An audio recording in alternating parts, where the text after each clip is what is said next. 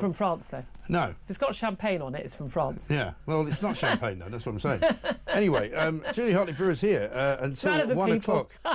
1 o'clock, and she's looking in a very, very good mood, so I'd be very careful if I were you, because there's something up her sleeve to upset people. And we'll be back, of course, when are we back? 6 o'clock tomorrow. I don't know, you start very early. I do start very early, and now finally the rain has come, and they said it was going to rain all week, and I was getting annoyed because it was sunny. But now it's raining. I'm feeling much better about it all. And I'll see you in the morning. Enjoy the rest of the day. Bye-bye.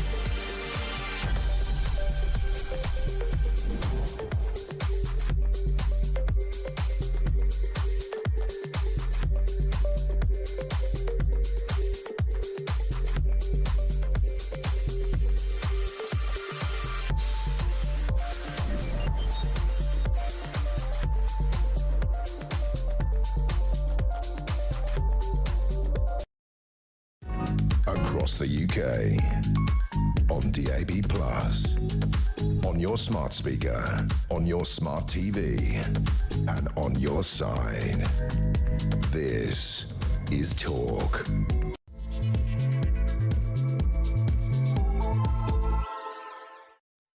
And a very good morning to you. It is a Monday morning. This is Talk, the home of common sense, with me, Julia Hartley-Brewer. Really appreciate you joining me, whether you're listening on DAB Plus Radio, on your smart speaker, watching on YouTube, on your connected device. It is great to have you join us. I'm with you all the way until 1 o'clock, and lots to talk about coming up in this hour. We're going to talk about the possibility of Donald Trump making a visit to the UK soon. That's the word that seems to come up soon after a warm and personable 45-minute phone call between the US President and Keir Starmer yesterday. God, imagine having to talk to Keir Starmer for 45 minutes. Good grief. I have a funny feeling that Donald Trump was doing most of the talking. But he is the first European leader to speak with the president since his inauguration. They did avoid some contentious issues like Chagos and defence spending. But could Donald Trump turn up this country? It turns out British voters back many of Donald Trump's policies, according to a new poll, including more than half of Brits supporting the government declaring a border emergency in the Channel, as Trump has declared a border emergency in Mexico. I wonder also how many people people would support a policy like we saw over the weekend, where Donald Trump basically said to Colombia, you won't accept deportation flights of your migrants and criminals. Well, I'm slapping a 25% tariff on you, and it goes up to 50% in a week. Oh, what a surprise. Colombia backed down, and those deportation flights were allowed to land in Colombia. I wonder what the UK could learn from that. I'd love to hear your thoughts on that. Also going to be talking about council tax here. 4 million households face council tax rises of up to 5 times the legal limit from April. Legal limit is a 5% rise, but there is a legal loophole which the about to go bankrupt, just gone bankrupt local authorities can use to plug black holes in their finances. We're also, of course, going to be marking the Holocaust Memorial Day today with around 50 survivors of the Nazi death camp at Auschwitz-Birkenau returning to the site today to mark 80 years since their liberation. King Charles will represent the UK at today's ceremony, and within the next half an hour we'll be talking to the great-grandson of one of the survivors of the Auschwitz camp. That's all coming up. Very much appreciate you joining us, and very much appreciate commentator Sam Armstrong joining us, as he regularly does on a Monday. Good morning to you. Good morning. Thank you so much for joining us. Let's talk about Trump. He could be here. There was a phone call yesterday. Apparently, there's a phone call booked today between his Secretary of State, Marco Rubio, and David Lammy, the Foreign Secretary. That makes him, I think, the 20th Foreign Secretary he's spoken to, because we're so top of the list. David Lammy is such a massively forceful figure in the world stage that the US Secretary of State has spoken to, the Polish, the Australian, the Costa Rican, and pretty much every other foreign minister before he's bothered to speak to Lammy. But Keir Starmer first on the list for European leaders from Donald Trump to speak to since the inauguration. Does that tell us anything? Well, I think it is a mark of our declining stature in the eyes of this administration. We thought we had a good relationship under Keir Starmer with Joe Biden. It's clear that Donald Trump isn't a natural Starmerite and has put us down the list at the bottom. And all of this points to a real problem we've got as a country, which is we need close relationships with America, especially under this administration, that if you're not getting on, they can take tough action. And that means you need to invest in the relationship. It is not a good sign. It is not a good sign that Donald Trump felt he could take a week before he called up the British Prime Minister. Once upon a time, special relationship, closest allies on earth. Phone call. First phone call. Maybe Canada and Mexico, because they're the two nations that bordering America. But yeah, that's what you would expect, wouldn't you? I thought it was interesting at the weekend that Donald Trump was saying some very kind public words about Keir Starmer, saying he'd done a very good job. I mean, have you spoken to anyone from Britain? I mean, even a huge number of Labour voters don't think he's done a very good job, probably for different reasons than the reasons you and I think he hasn't done a very good job. But he's making nicey. We've certainly seen Starmer and Lammy and others trying to make nicey with Donald Trump. And I'm afraid that's the deal. They're the most powerful economy military in the world. Yeah, it's a good idea to keep them on side. There is this massive fear of tariffs, adding to the difficulty the economy is in. And Rachel from Accounts, wasn't overly convincing on the Sunday morning shows yesterday. No. I managed, do you know what I did? I got my exercise bike to watch because I thought at least that'll keep me awake while I listened to Rachel talking about how she's turning around the economy. I didn't think it was possible to fall asleep whilst pedalling, but it is. Yeah, and look, Rachel claims that she's an economist, yet her first year in office looks like it's a crash course in basic economics, right? We saw last week over the weekend that she's having to take emergency action to benefit whom? Millionaires. Why? Well, because her own policies have been so punitive that they have pushed millions upon millions of pounds of money, billions of pounds of money, through thousands of millionaires leaving the UK economy, taking their Isn't it one every 45 minutes have left the country? Because they can. Because they're really rich and they've got homes everywhere. Yeah, and by the way, look, just to get our heads around this, right, one of the things about having an economy that doesn't make anything anymore because our energy prices are so high because of net zero is that the people that make a lot of money in this country do so through services. They can basically provide those services anywhere around the world that they choose to do so. And we have chosen to make it so expensive for them that they have chosen to uproot their families, to move them all abroad and to go live somewhere warmer or cheaper or just all round happier. I love Britain, but wouldn't we all do that if we could afford do. But it's really serious because every one of those was paying taxes to fund our NHS, to fund our services, and they are all gone. And it's all very well like going, oh, these people need to pay more tax. Well, I get it, I absolutely get it. But the trouble is, but they don't have to, and they get away with it. And unless every country agrees we're all going to do it, it's not going to happen. In terms of the British voters backing Trump's policies, which I think is fascinating, a survey of 2,000 voters asked what they thought of the US president's agenda. Because a lot of people, I think, like in Americans as well, people are not a big fan of Trump himself, and I find it rather amusing.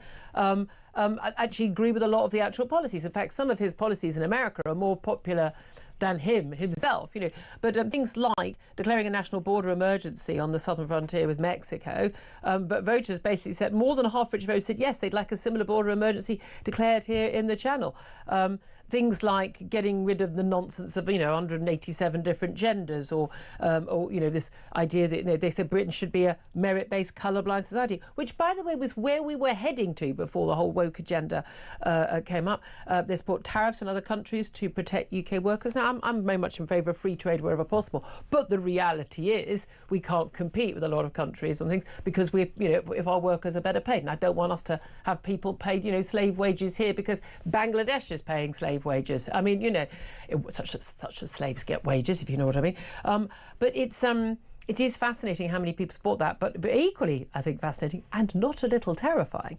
A new survey of various different generations in the UK has found that 52%, so more than half of Gen Z, I hate this generation stuff, but Gen Z, apparently, 13-year-olds to 27-year-olds, so basically young folk, youth, we would call youth. More than half of our British youth would think that actually Britain would be ruled better if we had a dictator who didn't have to bother with democracy and elections. How sodding terrifying is that? Yeah, well, it turns out, Julia, that contracting out your child's entertainment, education, provision of news to a Chinese app TikTok, that pushes all of these ideas on kids again and again and again in a totally unfiltered way, just pursuant to an algorithm, isn't a good idea. Who knew? And look, this is why, and many people have been saying this for a long time, that people who believe in a broadly liberal society, the kind of government that we've had for the last 20, 30 years, should have been prepared to muscularly go out and advocate for it again and again, to push it on kids, to say, no, actually, our way of government is the best way of doing it in the world. Yeah. Otherwise, what happens, other people who have much worse ideas of how to run society will come in and they'll tell your kids how to do it. But also, if it's so fantastic, people say, oh, strong, this idea, and we've seen across the world, people want strong man, and it's always a strong man politics, But the reality is, those countries are so great, that people from democracies like Britain and France are flocking to them en masse. No, they're not. There's a reason why the migration routes only go one way. They all go towards democracies in the West. Why? Because that is where you get. But for all its faults, for all the problems, it's better than the alternative. Wasn't it Winston Churchill said it's the worst form of government apart from all the other kinds? But Julia, these kids have been told again and again and again that their country is the worst country, that their values are the worst values, that we are repressive, that we are exploitative, and that these countries elsewhere around the world are the virtuous ones. So why is this a surprise? And also morality and belief systems are all relative to each other. Again, this stuff, people think it's esoteric. It's not. This is actually down to whether people bother to vote or care about the democracy and protect things like freedom of speech. I'm still amazed by how many people, my generation who grew up with, that acceptance of freedom of speech that aren't prepared to defend it now. In fact, go out of their way to try and damage it. Such a cornerstone of democracy. I'm still amazed that people don't vote. It blows my mind. It blows my mind that people don't bother casting votes. I don't care how rubbish the options are. Vote for the one man and his dog party, but you have to vote. Let's also talk about what's been going on in the Middle East. We saw, thank God, the release of more hostages. 4 young women, Israeli hostages released, again in return for a load of prisoners held by the Israelis who are, some of them, mass murderers and terrorists. I mean, it's quite extraordinary. Being welcomed back by, even the apparently moderate Palestinian groups. But we saw that hostage return. Extraordinary scenes once again. It was like the Hunger Games, this scene that we saw when the young women, all soldiers, but very, very young. Some of them they'd just finished their training days before October the 7th, 2023, and it was absolutely extraordinary to see them paraded in military uniform. Well, not their military uniforms, when they were taken captive, and we know what they were wearing. They were taken captive because Hamas put videos out of it. They were in their, in their pants and in their pajamas, a bunch of girls huddled together, covered in blood, crying. They were referred to as sabaya, which means sex slave. By the men who took them captive. We now know they were held in tunnels at times, they were starved at times. I was absolutely stunned by the number of people who were commenting online going, well, look at them as they walked onto the platform and they raised their fists and they smiled. Well, look, they look perfectly healthy and happy and apparently well. Yeah. Turns out the women had decided they weren't going to show fear in front of that crowd of baying Palestinian men and men with guns and in balaclavas covering their face. They wanted to show that they were not intimidated by it. I mean, what an amazing, amazing vision that was. And thankfully now back in the arms of their families. But we await the next set. And one of the women soldiers wasn't released. We hope that she's going to come out this, I think, Thursday or Friday. And now northern Gaza has been opened up. Palestinians returning to, well, not their homes, what used to be their homes. What do you make of what's been going on? Well, it was the most appalling, disgusting display I've ever seen. And anyone that is prepared to defend the kidnapping of 18, 19-year-old girls in their pyjamas from their bedroom when screaming, crying, covered in blood is a pig and doesn't deserve any place in public life. And yet we know that there BBC's had them all over the screen. Thousands of people, millions of people, in fact, in this country that are prepared to defend and justify it. Look, I think what we saw on a more analytical level was Hamas beginning to flex its own muscles to show that even now it is claiming to be in control. Yeah. The cosplaying uniforms. Those uniforms are very pristine. They've not been used for the last 15 months, have they? They were green boiler suits, right? I mean, frankly, these were pretend uniforms, and some people were stupid enough to fall for it. Well, more for them. But also refusing to release one of the hostages that they had promised to do so in order to prove that, no, they are dictating the terms of this. It's classic terrorist behaviour. Yeah. Wait a minute, I'm always blown away by this because this is an extraordinary revelation. It turns out you can't trust terrorists to tell the truth. Well, I mean, mind-blowing. Julia, it seems mind-blowing that for some people that Hamas are terrorists. Well, let's be very clear. Hamas are a terrorist group. It's the law of the land in this country, and anybody that is granting them any succour is supporting a terrorist group and ought to be treated as such. What do you make of Donald Trump's suggestion that Jordan and Egypt accept not just some more refugees, they just accept basically the 2 million people living in Gaza, just take them all, clear the whole of Gaza out and start again, basically, he says. Now, I mean, Jordan, virtually half of Jordan's population is already of Palestinian descent. The Egyptians have made it very clear their policy, haven't they? Because if you see the size of the wall and the barbed wire fences and that they have created on their border with Gaza, they made it very clear that they don't want a single person arriving from Gaza. What do you think of that possibility? Because it was interesting that Hamas immediately went, excuse me? Well, it ain't going to happen, but I do think actually, and I have come to this view gradually, that the Middle East, this particular crisis, is crying out for some big, bold, fresh thinking of the kind that Donald Trump provides. And I'll tell you for why, because we have now had 50, 60 years of let's negotiate a two-state solution, let's all get everyone round the table together, and instead the situation has grown worse and worse and worse. Human misery has continued. There's been peace plan after peace plan by well-meaning people that I think are hopelessly naive. Well, because they're dealing with terrorist groups like Hamas, like Fatah, and again, even the Palestinian, supposed authority. These people are extremists. I mean, they don't believe in the two-state solution. They believe in the one-state solution, and that state does not involve Israel. Yeah, that's absolutely right. And look, Gaza, the Gazan problem is growing worse, in part because, I mean, we're told it's an open-air prison. We're told it's so miserable that there's a genocide ongoing. Right. Let's be very clear. The population of Gaza has gone from 1 million to 2 million in 20 years. That's quite hard going. The countries of Western Europe have got such a baby gap problem, such a small birth rate. I imagine contraception is not freely available to women in Gaza, but that may be part of the issue. But the key thing is, I mean, across the Middle East, again and again, and actually across Europe, in the wake of Second World War, and indeed in the wake of the war in Yugoslavia, it's actually been the norm in the last 100 years. Mass movements of people and displacement of people, and people say, oh, this is ethnic cleansing. Well, Jews were ethnically cleansed from the rest of the Arab world. No one seemed to have a problem with that. Again, I think you're right. I think we're looking at big, bold ideas. Or it's just October the 7th being a risk every single day for the rest of the existence of Israel. So much more to talk about. We are going to be talking, of course, about Holocaust Memorial Day today, which is being held on the anniversary of the liberation of Auschwitz 80 years ago today. We're going to be talking to the great-grandson of Lily Ebert, who survived against all the odds being at Auschwitz, although many members of her family did not. That's coming up very soon. First up, we are going to talk to Lord Faulkner, Labour peer, former Justice Secretary, about the political state of affairs. We'll come to him in just a moment. I also want to hear from you. British voters back many of Donald Trump's policies, according to a new poll, including declaring a border emergency. What do you make also of his threats of tariffs to Colombia and basically winning the right to get those deportation flights off the ground? Maybe we should try that on many of the countries that we, for some reason, can't deport migrants, illegal migrants to, and often even criminals as well. I'd love to hear your reaction to that. Give us a call, 0344 499 1000. Text the word TALK to 87222. Get in touch at Talk TV on X. Calls are charged at the national rate. Text cost £1, standard network rate message. This is Talk. We are the home of common sense.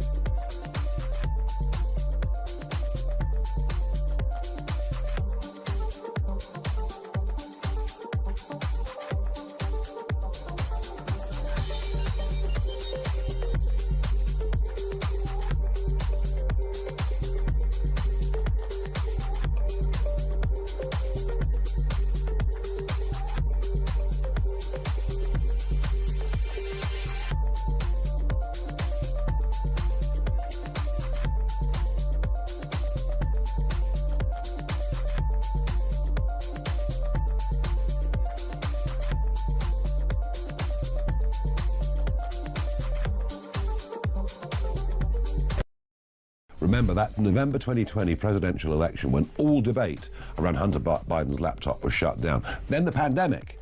If you question lockdowns, you might find yourself suspended on Facebook or elsewhere.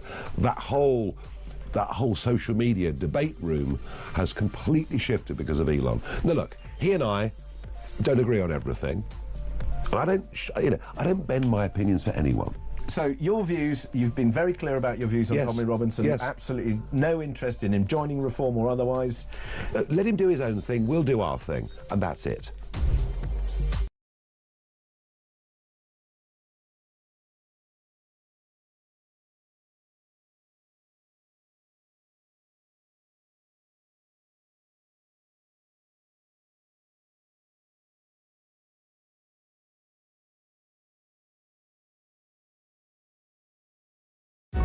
Across the UK, on DAB+, on your smart speaker, on your smart TV, and on your side. This is Talk. This is Talk the Home of Common Sense. Thank you so much for joining me. Don't forget to get in touch on 0344 499 1000 to have your say about British voters backing many of Donald Trump's policies, according to a brand new poll, including declaring a border emergency. Oh, maybe we should do that here. What do you make of the threat of tariffs to Colombia as well, if they didn't allow deportation flights of migrants? Well, the threat of those tariffs within basically hours seemed to change the Colombian government's mind. Should we try a bit of that? 0344 499 1000 is the number to call. Let's put that question to Lord Faulkner, Charlie Faulkner, as a Labour peer and former Justice Secretary. Very good morning to you. Good morning to you, Julia. Should we be copying some of Donald Trump's policies? Popular with Americans, popular with an awful lot of Brits as well, like, for instance, declaring a border emergency. Well, I'm not quite sure what that would involve in the UK. Declaring a border emergency would mean what? Sending the army down to the White Cliffs of Dover. Well, that would work for me, and I think many of our audience. I mean, we were able to close the borders during lockdowns and COVID. There was a fine even for going to an airport with an intention to get on a flight. For goodness' sake, surely we have the ability. We have an emergency, do we not? I'm very strongly against that, Julia. I think the consequence would be the degree of lack of freedom for people. I recall the Home of Common Sense being rather against the lockdown restrictions, and yet you appear to want against law-abiding Brits, yes. And how would you choose, Julia? I'm pretty sure we managed to do this quite a lot of the time. I imagine they managed to do it. But as a general rule, people entering the country who don't have a passport and haven't arrived at Dover or at an airport are illegal, in which case it's very easy to find out which ones because they're on a dinghy in the middle of the channel. Well, what we've taken the view is that we let them in because and I'm in favour of this, we don't let them drown in the channel. I'm not in favour of letting them drown. I'm saying you can pick them up. You can pick them up, but they don't come on shore. OK, so what would you do, Julia? I mean, personally, if it was me, I'd pick them up the channel and I would just take them back to French waters. But French won't have them. Right, well, the thing is, the French don't have to accept them. We just kind of just take them back. Here you go. And then what happens to them? Not my problem. Don't you need to think these things through? I have thought it through. I don't want them in the UK. I'm thinking if you didn't actually get to stay in the UK, you wouldn't bother coming. I think that would be a really clear signal. It worked in Australia. If we had the similar sort of policy, it would work here. I thought you weren't in favour of drowning them. I didn't. I'm not. When have I mentioned drowning people? I've not said. I've not said just leave them in. We have all these ships in the middle of the channel. And we pick them up and then we bring them to the UK. The boats are only meant to last halfway so they can get picked up by the British Navy or the RNLI. What we do is we pick them up and we take them straight back to France. And if the French don't like it, they can engage with our warships or RNLI if that's what they want to do. I don't think they will.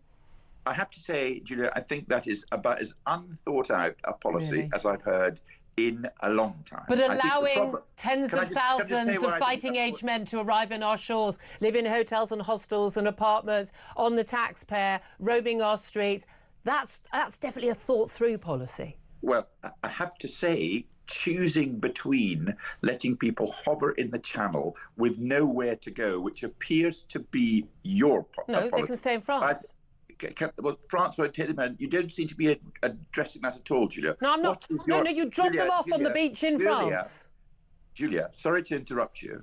What is your position when the French won't take them back on the boat? What do you mean they won't take them back? Do you think the French military are going to stand on the Calais beaches? We're not going to let them in.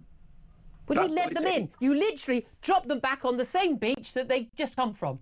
We're not allowed in to do that. Not allowed in? Well, I mean, not allowed in to do that. Well, by the French, because they don't want to. No, but what are the French going to do about it? If the French want to go and if the French want to put all their officials all the way along the beaches to stop us dropping, maybe those officials could work at stopping the boats going into the water in the first place. I mean, either way, it works for me. Anyway, I think we're disagreeing on this. I'm not in favour of that. No, because you're Labour. You're in favour of open borders. What about tariffs? I think I'm trying to be practical. I thought I was talking to the home of common sense, but I appear to be talking to the home of cakeism here. Why is it cakeism? Because it's completely impractical. I mean, A, it's not. B, let's move on.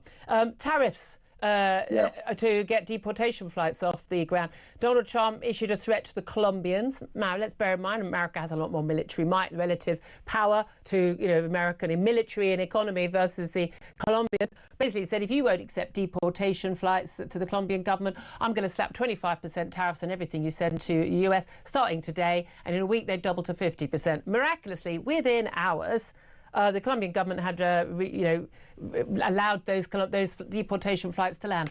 Why don't we make similar threats to countries like Pakistan that won't accept some of their migrants back? Because I just don't think that is practical either. We are not in favour of a trade warring world, basically. We will have to put up with tariffs which come from the rest of the world as time goes on, but I do not think that would benefit us in the long term. Well, getting rid of some foreign criminals in some cases, you don't think that would benefit us? I don't think the problem in relation to, for example, Pakistan is the deportation of those who've been convicted of criminal offences. I mean, I think girls in Rotherham and Rochdale and Telford might disagree. Honestly, Julia, if you don't think they might disagree? Honestly, if you're, I think we really, really, really need to look into the question of the grooming gangs in the northwest towns. I'm strongly in favour of that. But I'm understanding you to say that the solution to that is tariffs on Pakistan. No, I'm saying the solution to that is deporting foreign criminals from our shores, which we often can't do because those countries won't accept them back. And we're told, there's nothing we can do. Well, Donald Trump has just shown there is something we could do. Maybe we don't have quite the same economic might to make those threats, but my God, it's worth a try, isn't it?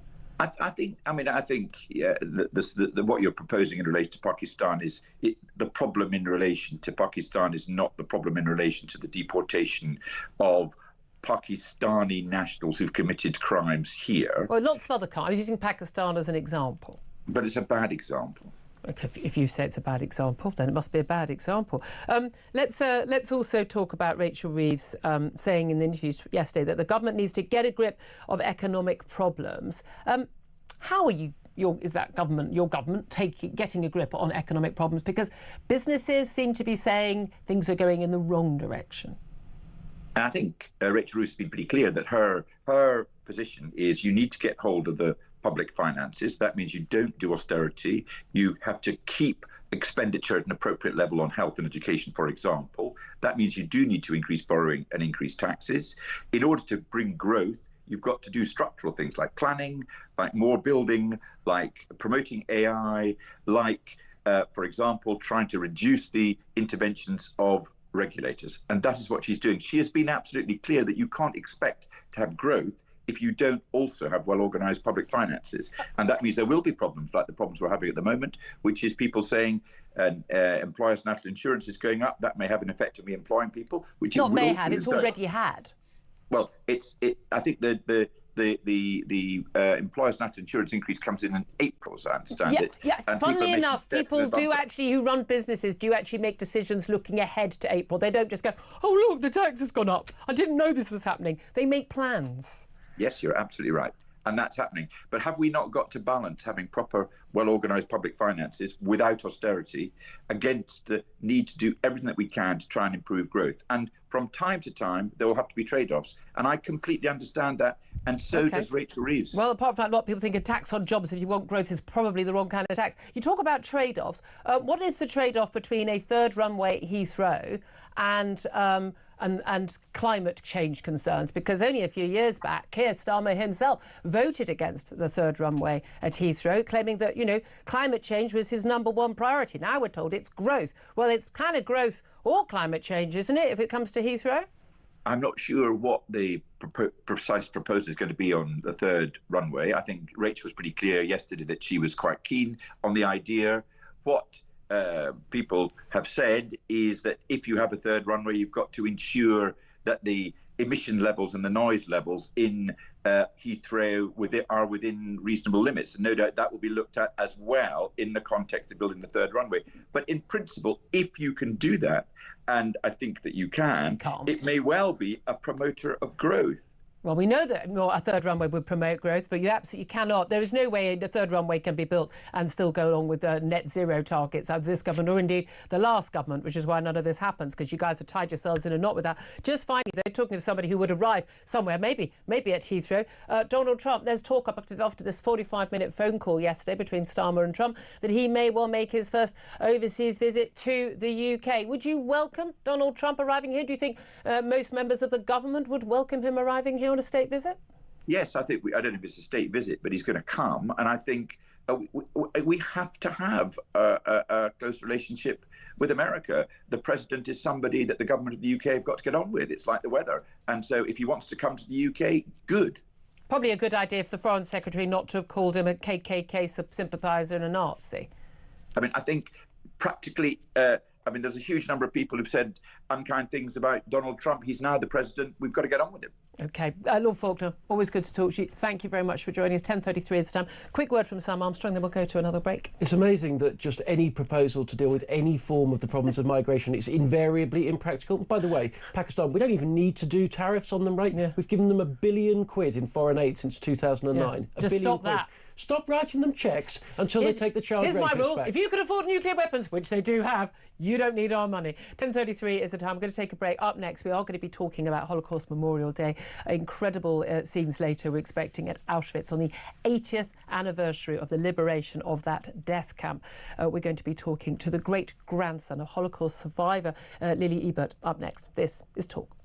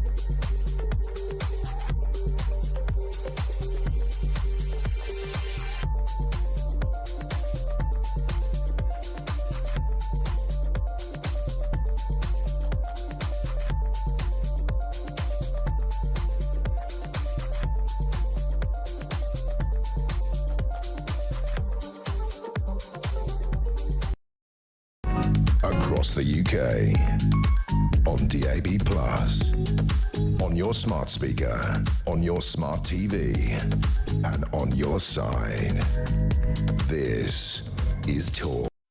A very, very good morning to you. Thank you very much indeed for joining me. Now, today marks Holocaust Memorial Day. It's also a very extra special occasion as the 80th anniversary today of the liberation of the Auschwitz-Birkenau death camp. 1.1 million people were murdered by the Nazis in that Polish death camp. One of the very few survivors was Lily Ebert. She is a Holocaust survivor who has spent her life telling her individual story, trying to make sure that younger generations know what life was like, what death was like in that camp. Today, her great-grandson, Dov Foreman, joins us to talk this through. Good morning to you, Dov. Good morning, Julia. Thank you for having me. Thank you so much for joining us. We know King Charles will be attending Auschwitz, the first British monarch to do so today for those memorial events where survivors are going to be able to tell their tales. It won't be politicians speaking, it will be survivors. And of course, fewer and fewer survivors of Auschwitz and of any of the death camps are still with us to tell their tale. Very sadly, your great-grandmother died aged 100 last October, but tell us a little bit about what Lily went through, what her experience was, and what happened to your family. My great-grandmother was incredible. Aged 100, she still was going out to share her story in schools, universities, workplaces, places of faith, to fulfill the promise that she made herself in Auschwitz, that if she survived against all the odds, she would tell her story, not just for herself and for her family, but for the millions who didn't survive, because 6 million people were murdered in the Holocaust, over 1 million in Auschwitz, but there are still 2 million names of those 6 million that we don't know, because the typical story of the Holocaust involves the wiping out of entire families, communities, villages, towns, in rivers, ravines, forests, purpose-built gas chambers, factories of death. My great-grandmother was sent to Auschwitz in 1944, in July 1944, towards the end of the war, when the Nazis took the Hungarians, over 400,000 Hungarian Jews, and murdered over 420,000 of them. My great-grandmother was taken to Auschwitz with 3 sisters, her youngest brother, and her mother. On arrival, her mother, her youngest sister, and youngest brother were taken straight to be killed. She never saw them again, she never got to say goodbye. And she describes the moment when she arrived in Auschwitz and realized where she was, and realized that her family had been murdered. She asked someone who had been there a lot longer than she had, "What's that terrible smell? What factory is this? What do they produce here?" The prisoner pointed towards the chimney, said to her, "This is not a factory. That's where they've just murdered your family. That smoke, that's from the crematorium, where they burn Jewish bodies." And that was the moment when my great-grandmother had the realization of where she had arrived to. Yeah, I mean, it's just so extraordinary. It is almost unbelievable, and yet it happened, and it's well documented. And yet to this day, and perhaps getting worse now, there are people who deny that the Holocaust happened at all. They deny that it was anything uniquely bad in human history. The industrial scale, deliberate murder of a people because of their ethnicity, their religion. Purely for that. Okay, yes, we know, of course, we know that gypsies, we know that gay people, disabled people, others were also deliberately targeted and murdered as well. But in terms of the scale of killing, this was a Holocaust of Jewish lives. What do you make of how so many people today claim, and I can never work out whether they really believe it or not, that the Holocaust, well, it wasn't a particularly evil act in history, or it didn't happen at all. When you know that you lost members of your family, I think in all 100 members, extended members of your family were murdered by the Nazis in death camps. How do you respond to that? We are seeing an incredibly worrying trend in the world, a rise of distortion, denial, a concerted effort by people to continue to dehumanize Jews and delegitimize their place in society. And we must call this out for what it is. It's pure Jew hatred, this denial, this distortion. As I said, it's a concerted effort. This isn't happening by mistake. Yep. There are people going out on social media, setting up accounts with the purpose of indoctrinating our young children in this country and in others who are scrolling on social media, absorbing over 50% of their news from social media. They want to ensure that those people hate Jews. And to do that, they do things like deny the Holocaust. They go to pages like mine, where I share my great-grandmother's story, and they say that this didn't happen, or they spread hate. Every single day I wake up to hundreds of messages, people saying that the Holocaust was a hoax, that Hitler missed one, that what happened on October 7th to women should happen to my great-grandmother. And it's absolutely disgusting. But I think 2 things need to happen. One, we need to make sure that when politicians say never again, they actually mean it. Yep. That includes actually making sure that the education works. And yesterday a poll was released to say that 1 in 3 young adults, that's 18 to 29-year-olds in the UK, can't name a single Auschwitz death or concentration or labour camp or even a ghetto. That's shocking. And in fact, it's no longer surprising to me why we see so much anti-Semitism and why we've seen so many people in the past 15 months go out week on week sharing anti-Semitic views or standing alongside those who are. Because when education is failing so badly, when people can't learn from the past and see where unchecked hatred and unchallenged hatred, injustice and intolerance leads, and that's to places like the gas chambers and to places like Auschwitz, then it's not a surprise that they don't understand why being hateful on the streets against Jewish people is worrying. Yeah, and indeed, and as many pointed out, you know, the death camps didn't just spring up overnight. It was years and years of you know, othering of Jewish people, blaming Jewish people for everything. And you're seeing it right now. We see it with those fortnightly marches. We see it in the reaction. Before there was a single IDF soldier in Gaza after October the 7th, 2023, marches, you know, basically blaming Israel for what had happened on October the 7th, that awful massacre. It is, I mean, I have to say, I found it absolutely terrifying. And I'm not Jewish. I found it terrifying, and I'm amazed by how many Jewish friends of mine have talked about whether Britain is still a safe country to live in, and that is an appalling stain on our country, that anyone should ever think that. One of the things you did with your great-grandmother, though, was you talked about, you know, young people getting the information on social media. That, you know, you set up a TikTok account for her. She said she wasn't going to dance, thank goodness for that, but that she would answer questions and she would try and go to the places where young people were to learn about the Holocaust. They could actually learn the truth. And how fearful are you that, you know, she was 100 years old. She was a young person. There were other children who survived. There are people now who are going to be at Auschwitz today in their 80s, 90s. In 10 years' time, maybe there may be no survivors left. How important is it that those stories, their reality of their lives and what they saw and experienced themselves, that story continues to be told? Julia, firstly, back to what you said earlier, I think the society as a whole needs to take what we're seeing, the hatred on our streets, as a warning. Anti-Semitism is for society, it's for democracy. Yep. What the canary is in a coal mine. What starts with the Jews never ends there. And when the survivors themselves are warning us that the words they're seeing are echoes of the past, I think we need to take those warnings seriously. And on this memorial, back to your second point, the 80th anniversary, we are seeing the number of survivors dwindling. We're moving further on from the past. The anti-Semitism is rising. The denial, distortion is rising. Awareness of the Holocaust is dwindling. And so when we are the last possible generation to hear from the survivors, we need to become their witnesses, and we need to ensure that we're listening to what they're saying and that we're able to pass on their messages and their stories to the next generations. Because 80 years in the span of human history is not a long time. And so the fact that we've already forgotten the worst human tragedy, which only took place 80 years ago, very far from where we are in the UK, is extremely worrying. And I think that we need to commit this year to ensuring that when we say never again, it's not just a mantra or a phrase said by politicians, but it's actually something which means action, which means that when you see hatred, you won't allow it to go unchecked or unchallenged.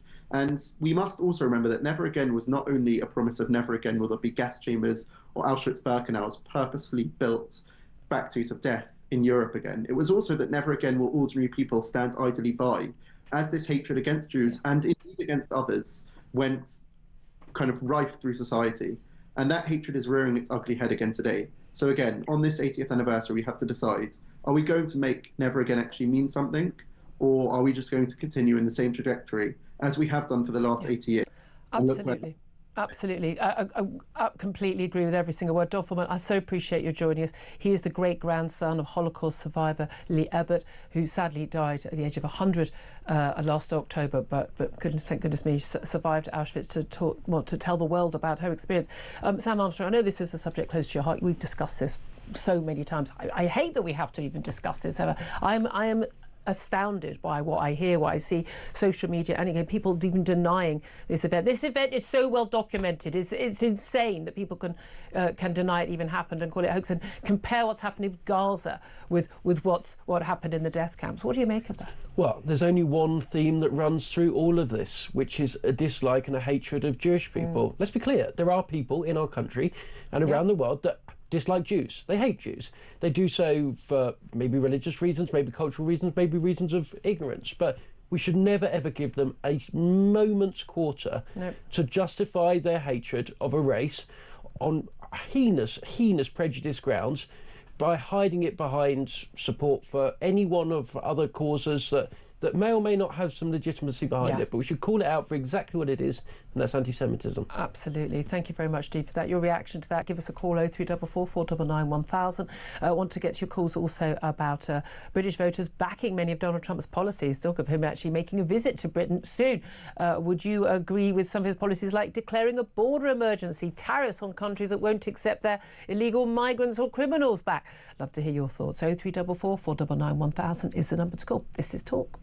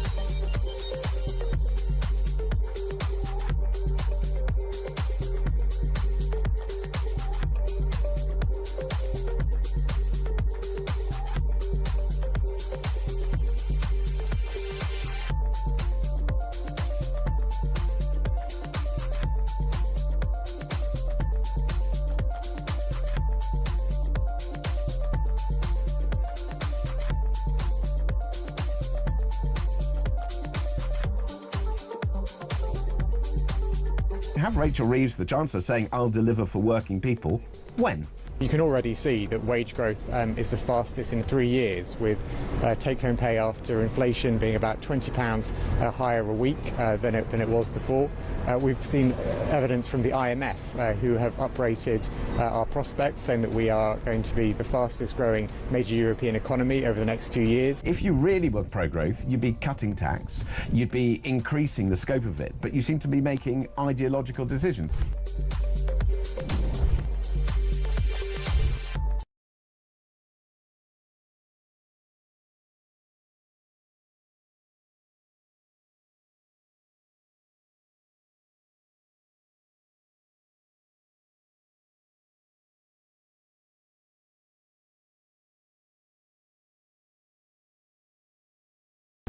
Across the UK, on DAB+, on your smart speaker, on your smart TV, and on your side.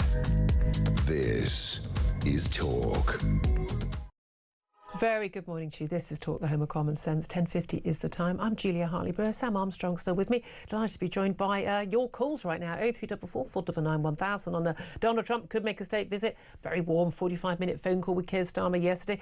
Donald Trump even saying that he said that he thought that Keir Starmer was doing a good job here. I don't know where he got that from. But would you welcome some of Donald Trump's policies here in the UK? According to a new poll, a lot of us would. Let's go to Phil, who is in Hertfordshire. Hello, Phil. Good morning, Julia and Sam. Good morning. Good morning to you. Good morning. Regarding Donald Trump... Can I just say, have you got the radio on in the background? Because we're getting it a little... We can hear us as well as you. Okay. That's better. Yes, thank you. Right, okay. Yes, regarding Donald Trump's policies, I'd love to see some of them in this country. And I was listening with interest to the Labour Lord that you were speaking to earlier. Charlie Faulkner, yeah. There was so much resistance and distraction and deflection. I really don't think, Julia, that they want to do it. It's not a case of they can't do it. They don't want. I got the impression that on things like on migration and things like that, illegal and legal, that the Tories, they say they wanted to, and I think a lot of them did want to, but they didn't really have the will to do it. Whereas I don't think Labour even bothered pretending. No, I don't think they do, and not at all. And I think the 45 minutes telephone call that Donald had with Mr. Starmer, he said he was doing a great job, but he didn't say what he was doing a great job of. doing a very good job of running the country to the ground. Your country, yeah. Exactly. I mean, take a page out of his book. All they've got to say to Macron, stop them dinghies or we revoke your fishing licence. Well, I think we already have for a lot of it, haven't we? No, they're still allowed. They are still allowed to fish in our waters for another few years, aren't they?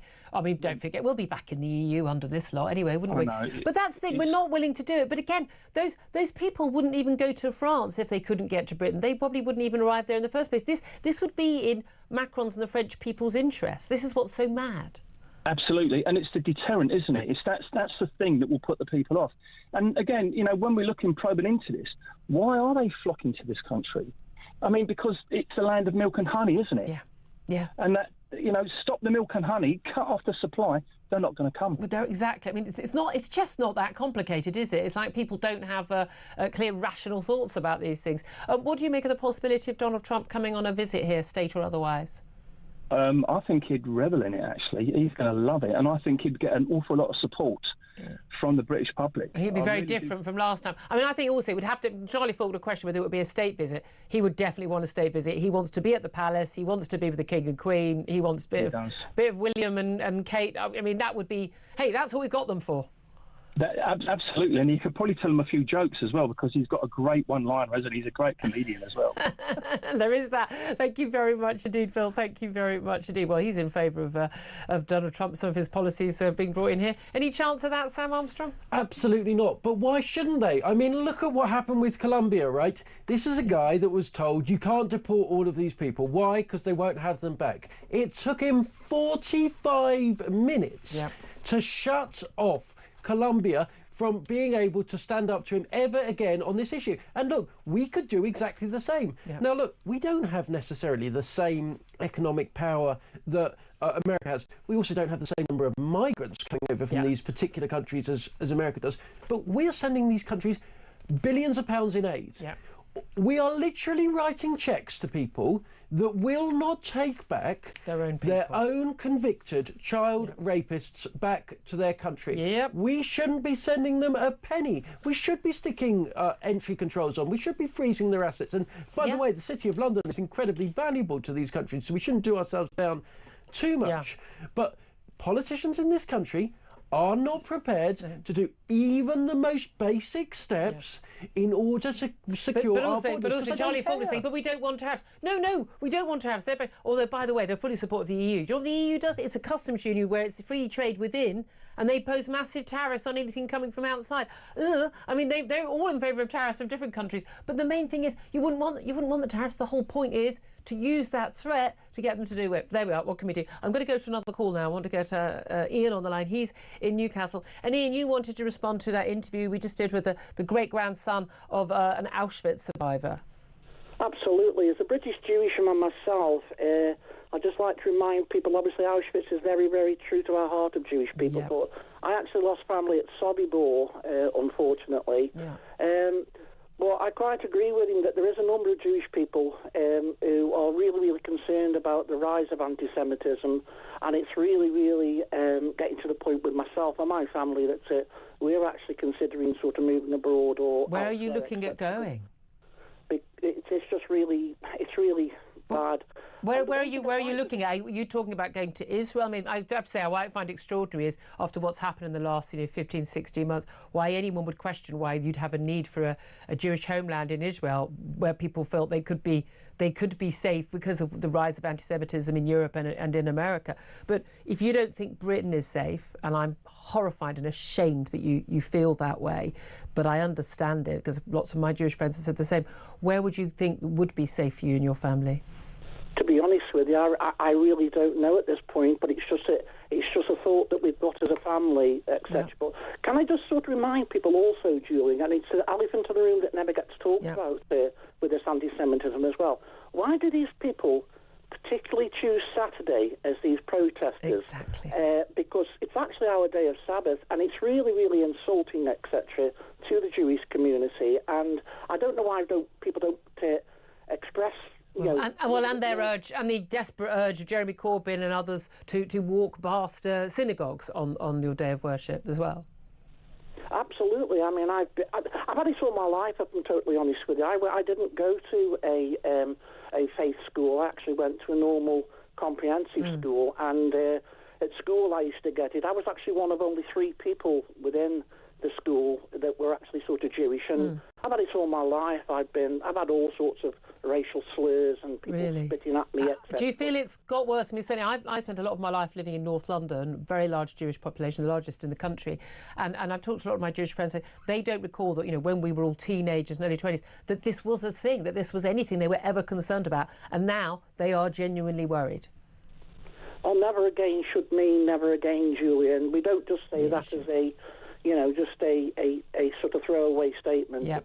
Never again should be never again. And I wish that public could actually wake up and actually see what's happening, because I think they fall in foul of propaganda, especially from that particular area, etc. Yeah. Oh, I mean, honestly, the nonsense that people send me, I mean, it's terrifying how, I mean, I don't... sod the abuse, I don't care. I know I'm on the right side if they're having to abuse me. But it is astonishing, just the abject lies that people will tell. Ian, I really appreciate your call. Ian's in Newcastle, and I'm deeply ashamed that Jewish people like Ian are feeling that concern. But I think it's very understandable, given what we've seen, I think, in America as well, what we've seen on campuses, just behaviour and the celebration of the kafir, of the celebration of Hamas, an organisation whose entire raison d'etre is the destruction of Israel and Jewish people, the murder of Jewish people, and being cheered on by some of the great and good in this country. We know what they mean. Jewish people know what they mean. They know what they mean. Yeah. What they mean is there is no room, there is no place, there is no space for Jewish people in this country. But also, Keir Starmer, Prime Minister, he's saying all the right things. He's attending an event today with Prince William here in the UK to mark Holocaust Memorial Day. But this is a man who spent 4 years trying to get Jeremy Corbyn elected as Prime Minister of this country. Jeremy Corbyn, who has never found an anti-Semite or a fascist terrorist leader that he will not want to make friends with, and or lay a wreath on his grave. I mean, it is really quite terrifying. And Keir Starmer claims to be on the side of Jews. Truth will tell. Anyway, this is Talk. We are the home of common sense.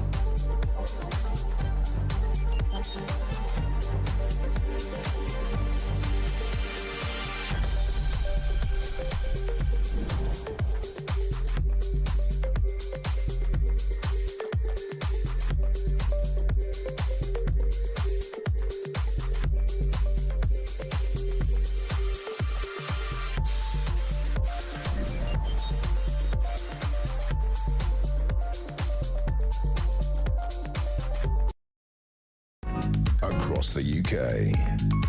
On DAB+, on your smart speaker, on your smart TV, and on your side. This is Talk.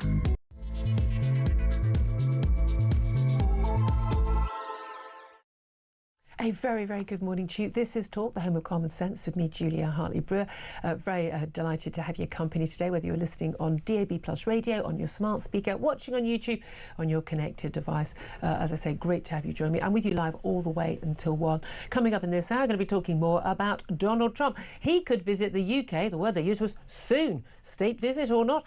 This after a conversation, a 45-minute, apparently warm and personable conversation between Keir Starmer and Donald Trump yesterday. It turns out Starmer was the very first European leader to speak with the president since his inauguration last Tuesday. But remember the days when that phone call would have happened the next day, not almost a week later? They did avoid some of the contentious issues like defence spending and the Chagos Islands. They also probably avoided talking about how you deal with migration and illegal migration and deportations. This after yesterday, Donald Trump threatened to impose a 25% tariff on Colombia on all of their imports to the US if they refuse to accept flights of migrants being deported from the US. Those tariffs, by the way, were going to go up to 50% within a week. Well, within hours, the Colombian president basically gave in and those flights were allowed to go. Should Britain perhaps try the same sort of tactic with, say, I don't know, Pakistan or I don't know, France, given all those migrants arriving from their shores? Certainly, I'm asking you this morning about a poll which suggests that British voters back many of Donald Trump's policies, including declaring a border emergency. We spoke to a Labour peer a little bit earlier. He said, well, what would that achieve? Well, it gives you extra powers to control your border. Government were happy to do that during COVID, weren't they? Some of us would regard the emergency we see now with tens of thousands of military-aged men arriving on our shores from God knows where, perhaps as an emergency as well. I'd love to hear your thoughts. What is your reaction to that? Give us a call, 0344 499 1000. Text the word TALK and your message to 87222. Get in touch with us on X at Talk TV. Calls are charged at the national rate. Text costs £1, standard network rate message. We're also going to be talking about what else is happening on our streets, with police officers being told not to use terms like black sheep or blacklisted in case they offend someone. Deep sighs. Also, police were told by a senior figure in the Met no longer wanting to do stop and search because they fear that there will be a complaint against them and their careers will be derailed. That is one of the biggest worries. Well, we're going to be talking about all of that throughout the next hour, and delighted to say commentator Sam Armstrong is still with me, joining us for the whole show today. Good morning to you once again. Good morning.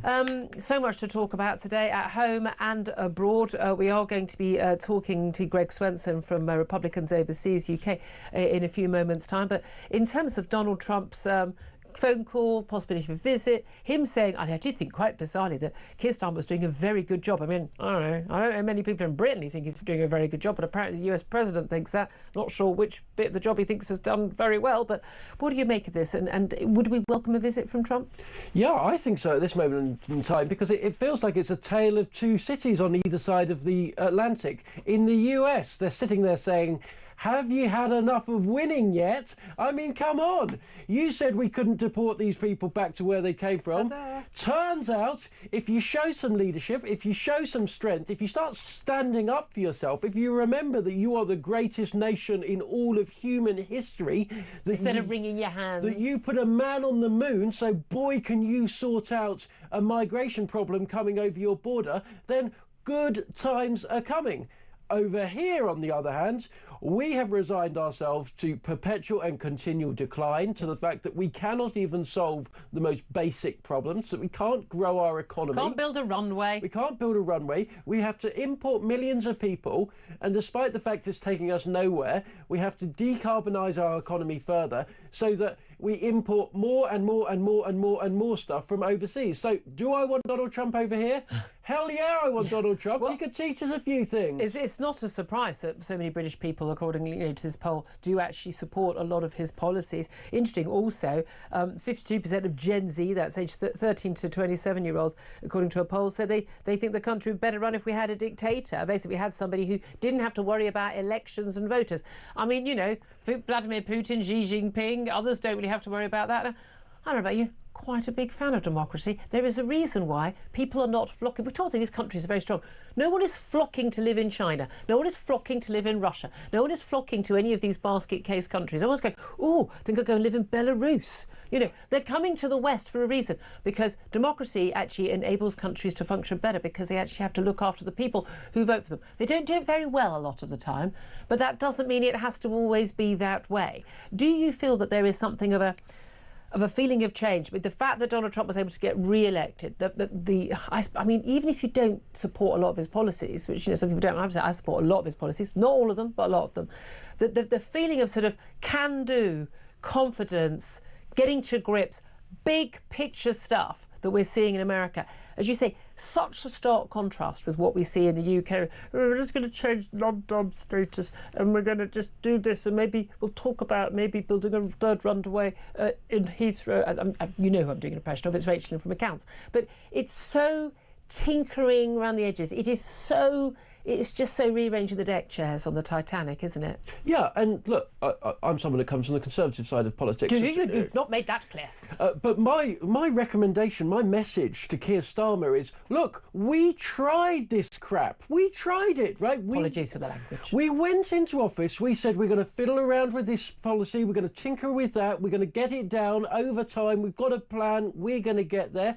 And the public got to the end of it after 14 years and they said, didn't work. We've had enough of that. Well, you're so bad, we'll put up with an even worse government in Labour. And what I would say to Keir Starmer is, look, right, you have some crazy, in my view, crazy socialist ideas, some crazy left-wing ideas, but you're not doing any of them, right?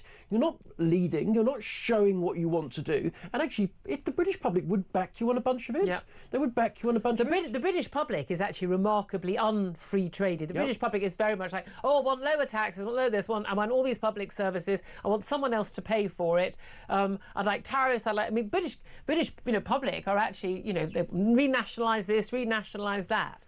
There has been this perception within politics that over the last 20, 30 years that the less you do, the happier people will be, the longer you will get to stay. Take fewer risks, do less and less and less. And the reality is, nothing could be further from the truth.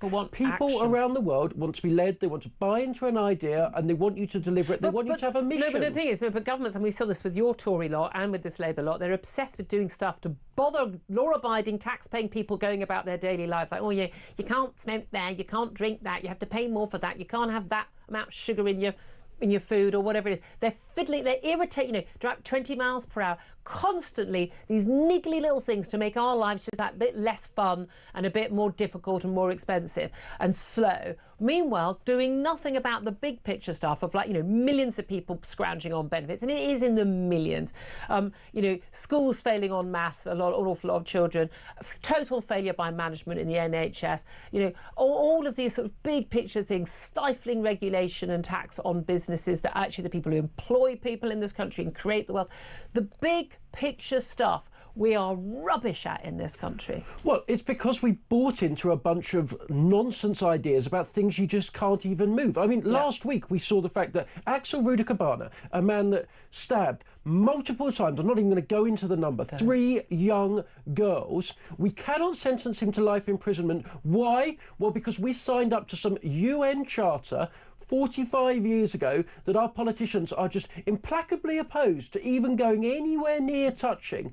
It is heinous. It is extreme that on the ECHR, on a dozen different international bases, we are told we can't do anything. Well, we can do it. It just requires a politician to have the gumption to say, no, we're coming out of that. But also, we're always told we can't do something because this is the law, something we signed up to, completely unaware that you're allowed to change. Although, if we're not ever changing laws, I don't know why we bother having MPs at all. If you're never going to change any laws because they don't work anymore or they were wrong in the first place, then why bother having MPs at all? What a waste of time and money. I hardly know why we do have a government, because it seems the same cabal of Blairite civil servants have been running this country for about 40 years now. Well, this is the fascinating thing. Rachel Reeves was doing the rounds yesterday. I mean, painful interviews.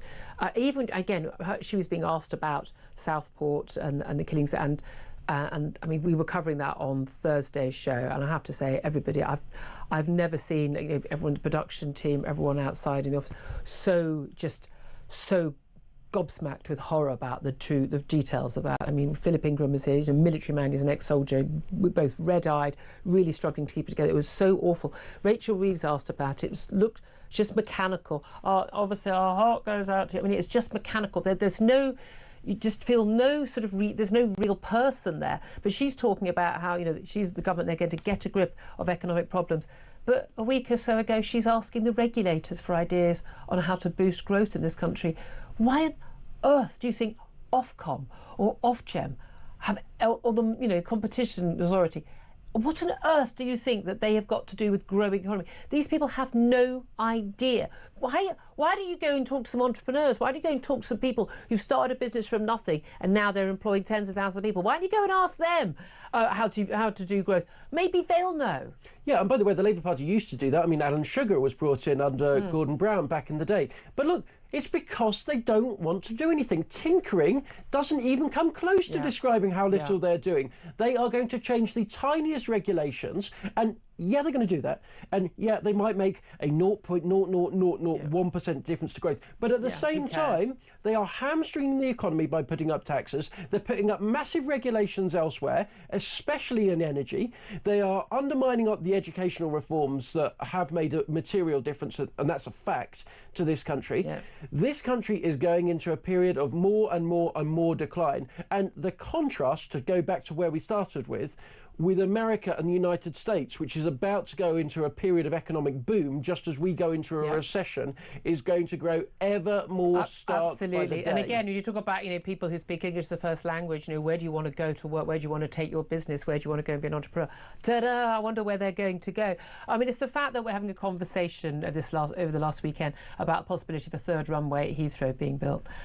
Oh my God! My entire life, people have been talking about this third runway at Heathrow. They're also talking about expanding, I think, is it Luton and Gatwick as well. But I mean, again, China, they just bulldoze over anything. They've got a massive big country, and we'll just put a runway wherever we want. But France does it. We were talking about last week, Schiphol Airport in Amsterdam. I mean, this is a tiny country with a large population.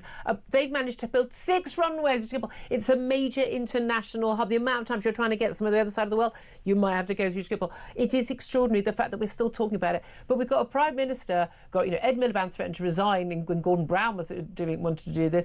We've got a Prime Minister in Keir Starmer who said only a few years ago he voted against Heathrow expansion because he said climate change was the #1 concern.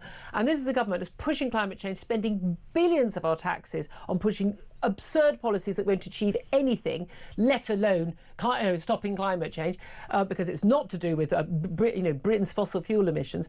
We're going to have the lights go out in this country. Business is leaving. We've seen what's happened in Germany, entering their 3rd year of recession because of their high energy prices. Companies can't carry on.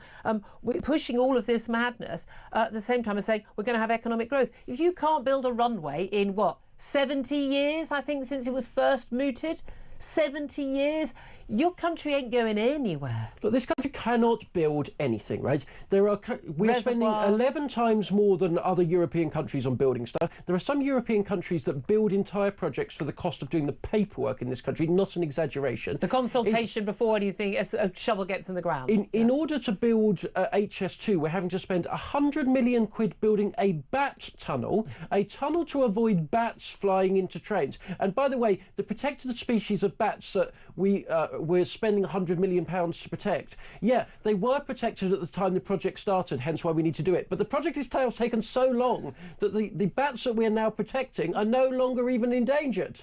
That is how long it takes to build anything in this country. We can't do anything. But by the way, one group of people gets rich every single time that we're doing it, and that is Keir Starmer's mates, the lawyers, who profit off judicially reviewing, who profit off consultations, who profit on challenging everything. We scream in this country that the way to get rich is not to go and build something, is not to build a manufacturing company. No. How do you guarantee yourself a good income in this country? You work on stopping the people building things, interfering with the rules, interpreting the rules, helping them get around it. It is an entire fake industry, and it is dragging our economy back into the developing world. And it's not just non-productive, it is sort of anti-productive, because it does stop people moving ahead. And again, I completely understand, it's like the house builder thing. I mean, I've been writing, talking on air, being supportive of these policies. It's going to upset someone. Well, yeah, you know what? We're going to have, nuclear power stations. We need gas power stations. Someone's going to be upset. You build it. I believe we should be compensating local people who have to put up the building works and and the eyesores. But I'm afraid we need energy, and it needs to go somewhere. That's the end of the matter. Can I ask you, just before we go to break, I want to ask you about WH Smith. They're talking about selling off their many high street stores and keeping their hubs in railway stations and in airports. I have to say, I think it should be the other way around. I hate WH Smith with a vengeance. These stores are so badly run.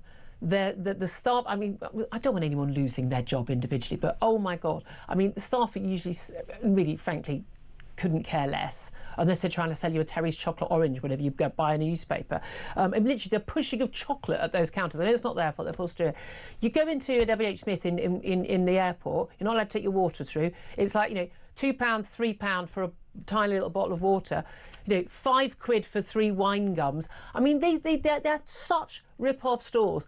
I think it's great that they go under. I really do. Yeah, do you know what? I completely 100% agree with you. If there is one symbol of Britain's relative decline over the last 30 years, it's WH Smith's. I remember when I was young, you would go there, you'd buy a book, you'd buy some stationery, you'd go around, you'd speak to a human being, you'd be able to buy stuff you wanted, get it for a reasonable price. You now go in, you're ripped off, they've got nothing that you want, you go and have to pay at one of these self-service tills that ask you about 17 questions before you're even able to pay to try and flog you more. But what's interesting, they want to stay at the airports and the railway stations where they don't have competition. Or you're forced to buy their stuff, rather than on the high street where people aren't going in because it's such a rip-off. Again, I don't want any individuals who work at WH Smith to lose their jobs. Or if they do lose their jobs, I hope they'll be able to get other jobs elsewhere if they're good or what they do. But it is just one of those things like, you are of the past. You are of the past, and you haven't provided a good service to people, and that's why they want to sell them off. But that tells you everything, doesn't it? That tells you everything about where we are. Anyway, 11:19 is the time. We're going to take a break. Up next, we're going to be talking more about Donald Trump. We'll talk to Greg Swenson from Republicans Overseas UK. Are we going to see a trip to the UK from Donald Trump? Should we be following some of his policies? And why on earth did he say that Keir Starmer was doing a very good job? We'll talk about that next. This is Talk.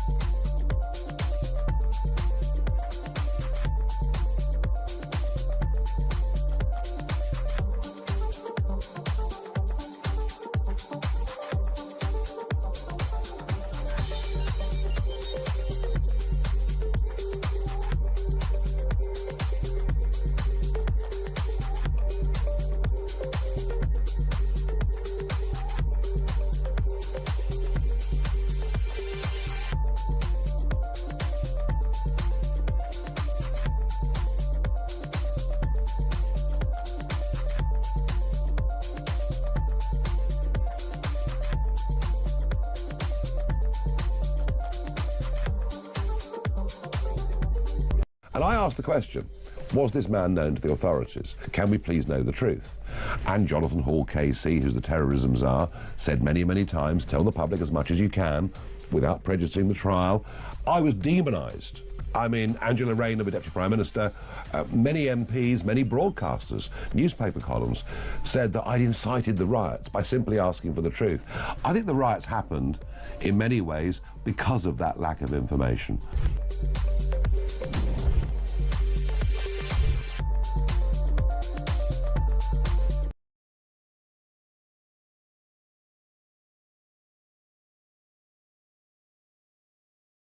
And I asked the question, was this man known to the authorities? Can we please know the truth? And Jonathan Hall KC, who's the terrorism czar, said many, many times, tell the public as much as you can without prejudicing the trial. Across the UK, on DAB+, on your smart speaker, on your smart TV, and on your side. This is Talk. This is Talk, the home of common sense. Don't forget, a little bit later in the hour, we're going to be taking more of your calls, 0344 499 1000. I want to know from you why British voters are backing many of Donald Trump's policies, according to a new poll, including declaring a border emergency. What impact would that have here? What do you make also of Donald Trump's threats of tariffs on Colombia, when the Colombian president said he wouldn't accept a couple of plane loads of deported Colombians back to the country? Well, funnily enough, that threat of 25% tariffs going up in a week's time to 50% tariffs on all goods to be sold in America seemed to change the president's mind. Maybe we should do a little bit of that here. What do you think? Give us a call. 0344 499 1000 is the number to call. Get some of your messages coming up very soon. Let's talk about all of that with Greg Swenson, who's chairman of Republicans Overseas UK. Very good morning to you, Greg. Good morning, Julia. Thanks so much for joining us. First of all, can I just ask, we had this 45-minute phone call that Trump and Starmer had yesterday, apparently all nicey. On Saturday, Donald Trump was reported as saying that he thought that Keir Starmer was doing a very good job. Why does he think that? I'm not sure he really meant it. I think he was being polite. You know, he was being sociable. I think if he wanted to be a critic, there's a long list of disasters here in the UK. So I think he's just trying to reach out and be polite. So good for him. What do you make of the fact that Keir Starmer is the first European leader to have a one-on-one phone call with Donald Trump since his inauguration, but that it took from Tuesday's inauguration all the way till Sunday for that phone call to take place? There was a time when an American president would make one of his very first phone calls in the first day, full day in office, to the British Prime Minister. I mean, he's reinstalled the bust of Winston Churchill in the Oval Office, which we thought was a good sign, but apparently Keir Starmer's further down the list. Yeah, I mean, that might be true, although I think President Trump had a really busy week. He hit the ground running. Yeah, I mean, he really hit the ground running with the executive orders. He was, really 24/7. And so I wouldn't read too much into that. Marco Rubio, the Secretary of State, made a list of phone calls. Only one European country was on it, and that was Poland. So, but this, there's been a bit of a speed bump in the relationship. Partly, that might be some of the scar tissue from Keir and from David Lammy, Matt Mandelson. But also, remember when Joe Biden was executing the disaster, the debacle in Afghanistan, he wasn't picking up Boris Johnson's phone calls. No, indeed. I think there's some mending to do. How damaging do you think David Lammy's comments in the past about Donald Trump? I know that he was there at that dinner with Keir Starmer, Donald Trump in Washington last year. But how damaging do you think it was that he had said to him, publicly on record, on Twitter and in TV interviews that he's a KKK sympathiser, Nazi sympathiser. He doesn't. White nationalist. White nationalist. He shouldn't be in the country because Marco Rubio, the new Secretary of State under Trump, you say he's made a lot of phone calls. The only other European country was Poland. He's going to, we understand, speak to David Lammy today. But he's spoken to the president. He's spoken to the leaders of Australia and Costa Rica before he's spoken to the British Foreign Secretary. Yeah, look, I don't think it's permanent damage from David Lammy's past comments, and even Marco Rubio had comments about President Trump, 8 years ago. I mean, to be fair, Trump had comments about Marco Rubio. Yeah, and I don't think it's helpful, the comments, but I don't think it's permanent. I don't think the damage is permanent. And I think President Trump is, and as you saw in his comments yesterday over the weekend, he's reaching out. The UK is very important to this president. What do you think the chances are of this trip from Donald Trump coming to the UK fairly soon? We know that Theresa May was the first foreign leader to visit Trump in Washington when she was, in his first term, when she was Prime Minister here. But a trip, would that be likely to be, do you think, a state trip on the basis that Donald Trump wants to be with the royals, he wants to go to, he wants a little bit of William and Kate Stardust as well as the Kings, and basically this is what we have a royal family for, to do this stuff. Do you think that's likely? Yes, and there's no one better at it than Great Britain, and I think the president would really enjoy it. He loved his 2 trips in his first term, and he's much more popular now than he was in his first term, as you were mentioning earlier. So I think it's a great time if the Labour government, I know they're not going to go full MAGA, okay, we get that. But if they could just take a few pages out of President Trump's playbook, I think it would be a great benefit to the country and to the party, to the Labour Party. Well, I mean, a lot of people are watching this. I mean, let's talk about the Colombia threat. Tiny country, you know, close to America, an awful lot of migrants. The president wants to deport. Basically, Colombian government says no, you can't send these people back like they're criminals and these illegal migrants on a military plane. I'm not going to accept the plane. That threat made within hours of the threat of 25% tariffs. Colombia had to renege. Is that basically how Trump is going to do business from now on? I think so, especially with socialist countries that are very critical of him. But also, remember, they sent criminals to the border, and that's what we have. The first deportations, and probably all or most of the deportations, will be criminals. You know, one of the men on that plane killed a 19-year-old woman, and with a drunk driving, and those are the people that are being deported right now. So the fact that the Colombian president initially said, there are heroes, they're going to get heroes welcome and come in on commercial planes and we'll have flowers for them. That was just absurd. And so, President Trump is not fooling around here. And I think it was very wise of the Colombian president to buckle, because the U.S. is the #1 export destination for Colombia. So that was something that he couldn't live with. Is that something, do you think, that the British government could try with some of the countries we're trying to deport some of the unwanted folk here too? I think that would be wise. It's a shame that we have to do that. And, the Colombian president should have accepted the illegal migrants immediately, just because it's the right thing to do. But instead, he had to, sort of play games with the president and look at the outcomes. So President Trump's all about outcomes. He's all about results. So, he's going to, use different kind of methods to get there. But whatever he does, he's got the end game in mind. It's going to be absolutely fascinating. It'll be interesting to see. I can't wait to see the likes of David Lammy fawning all over the president if and when he does arrive here. Greg Svensson, he's chairman of Republicans Overseas UK. Thank you for that. Sam Armstrong, I'll add to this. I also want to talk about what Donald Trump has had to say about Gaza over the weekend, talking about how, maybe we should, the Jordanians and the Egyptians should take the 2 million residents of Gaza, offer them a home. Jordan, half their population of Palestinian heritage. Basically, he used the phrase, clear out Gaza. It's just a building site. It's rubble now. Clear it out and kind of start again and give those people a life in peace in countries at peace.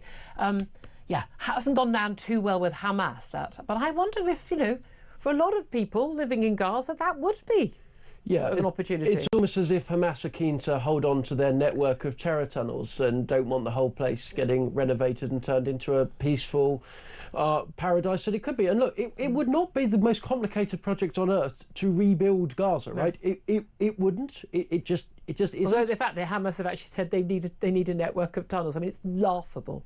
These people are terrorists. They need to keep a terrorist infrastructure together. But look, you always get these heinous lies. Any time that there's a proposal put forward, you get these heinous lies.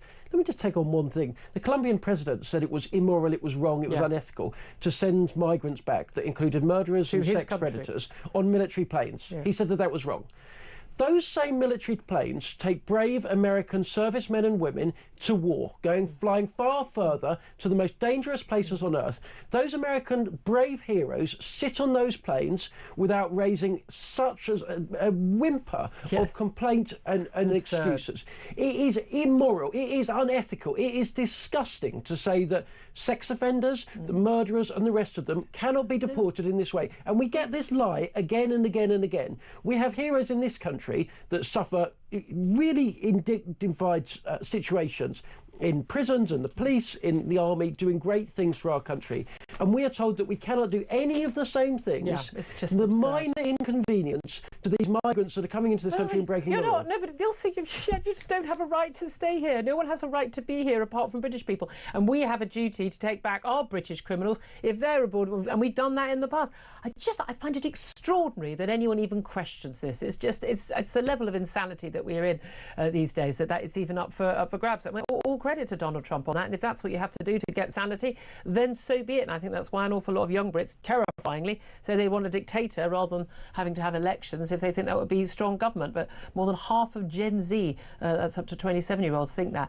But no wonder they do when democratically elected governments fail to actually do the job. Terrifying. Love to hear your thoughts on that. Do give us a call about anything to do with Trump. In fact, anything we're talking about, you know you're always welcome to give us a call, 0344 499 1000. Up next, going to be talking about, whether we could follow suit. Danny Shaw is going to be joining us in terms of those migrant boats, but also why so much of our policing goes so wrong. That's up next. This is Talk.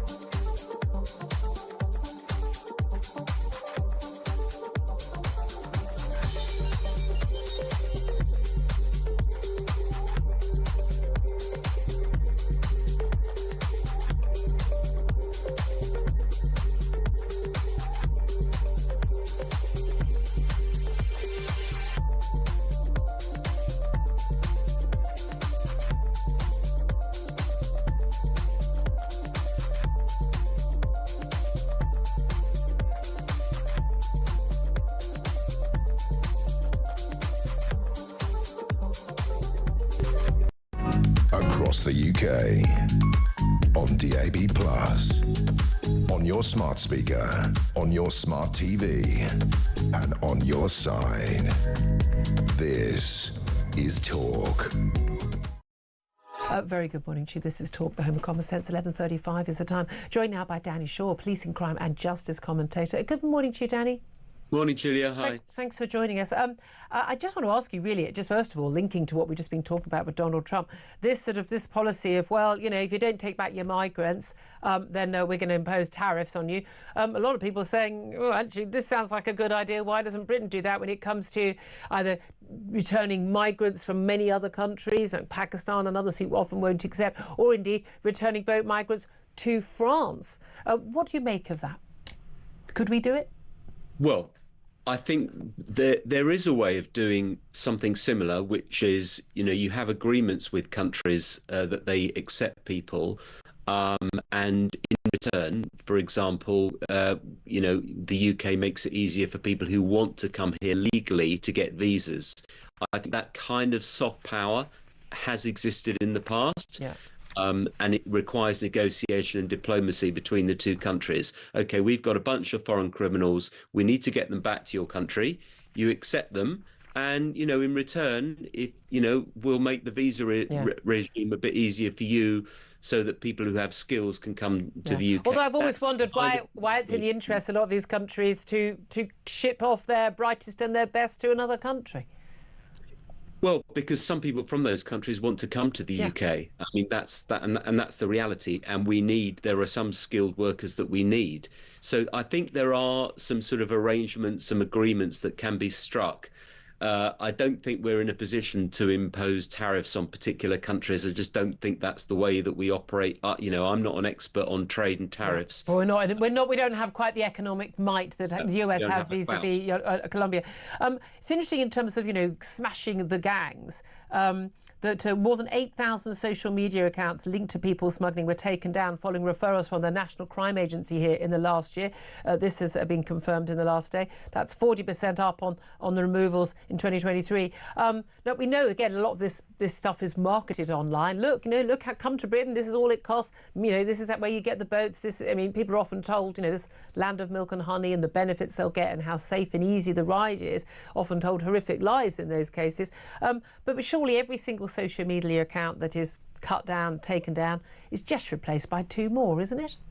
It is. It's a game of cat and mouse, but it's one way of disrupting the gangs. You can't not do it. I think it's something that has to be done. But of course, it's not the only answer, Julia. We know that there are so many different approaches that have to be taken. But clearly, if it makes it more difficult for the gangs to reach out to potential clients, then that's a good thing. If it disrupts or prolongs, their activities and makes it harder for them to do what they need to do, then it's necessary. And it's good that the National Crime Agency is now working with the tech companies to do that, because some of these adverts are just brazen. Some of them are lies. I think one is talking about, if you go across, you'll get a speedboat to take you across. Yeah.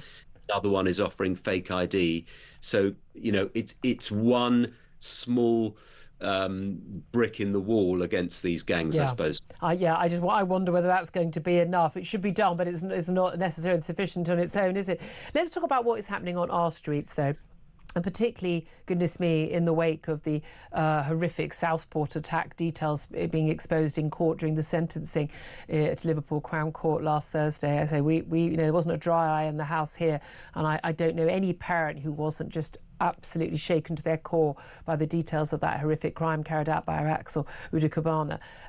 Government still talking about, we need to cut down on people being able to buy knives online and double ID and the like. And an awful lot of people are saying, for goodness sake, you can just go to your parents' kitchen and get a knife out.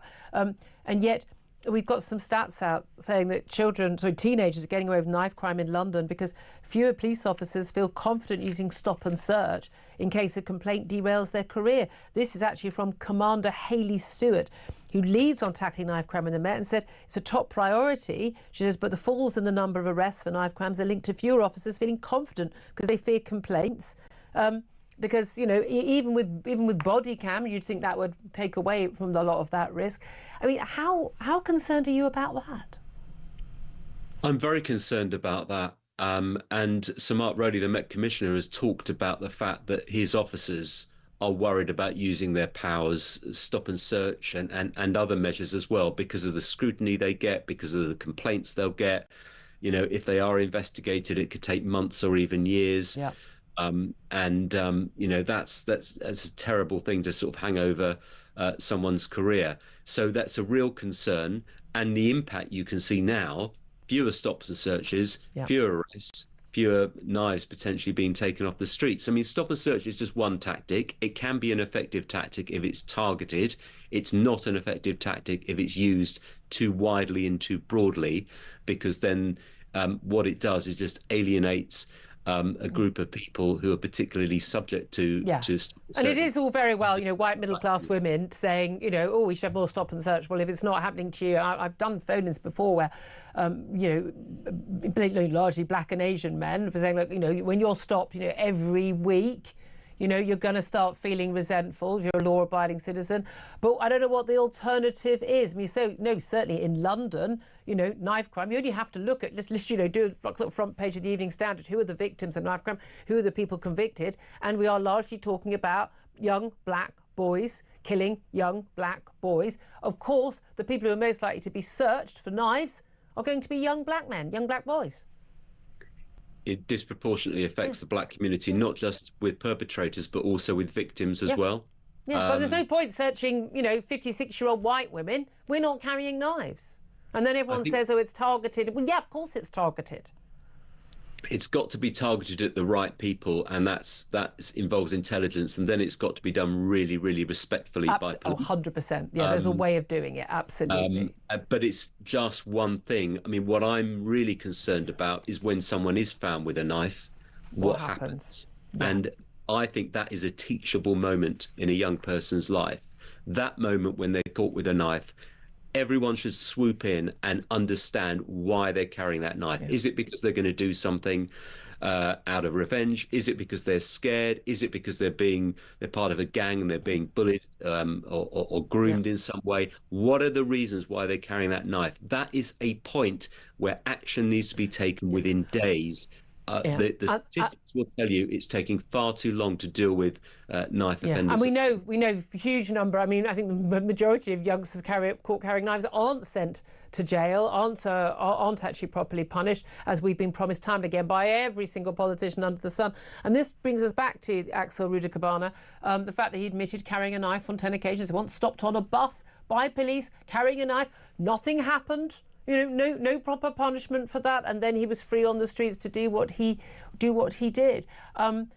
In terms of what the government has announced, as I say, let's make it a bit harder for someone to order some knives online from Amazon if they're 10 days out from their 18th birthday, for goodness sake. And that talks about taking down some, tackling social media and some of the horrific violence that we see on social media and available on the internet. Does that even touch the sides of what needs to be done, given the obvious multi-agency failure to make sure that Axel Rudiker-Barner was not going to be able to carry out the killing that he did? Making it harder for young people to get knives, and particularly some of the really deadly weapons online, the massive is big one machetes. Thing that has to be done. Okay, it's not the answer. It's one approach. Dealing with the tech firms and getting them to take down some of the violent material, it's another aspect of it. But of course, it's not going to do. It's not going to do the job completely. Of course it isn't, because if you're a young person and you want to get hold of a knife, of course you can. You can go to a kitchen and get hold of one. So the failures in this case, we don't know about the parents' involvement and how much they really tried to get help. It seems as though they did to some point, but did they turn a blind eye? Yeah. Were they not curious enough? Were they scared of their teenage son? That's a possibility as well. What help was provided to them? Those are questions we don't have the answers to. The agencies, I fear that he was passed from one agency to another because he just didn't fit into one particular box. And he didn't engage, apparently, so at which point they just don't bother carrying on. I mean, those are the very people you need to engage with.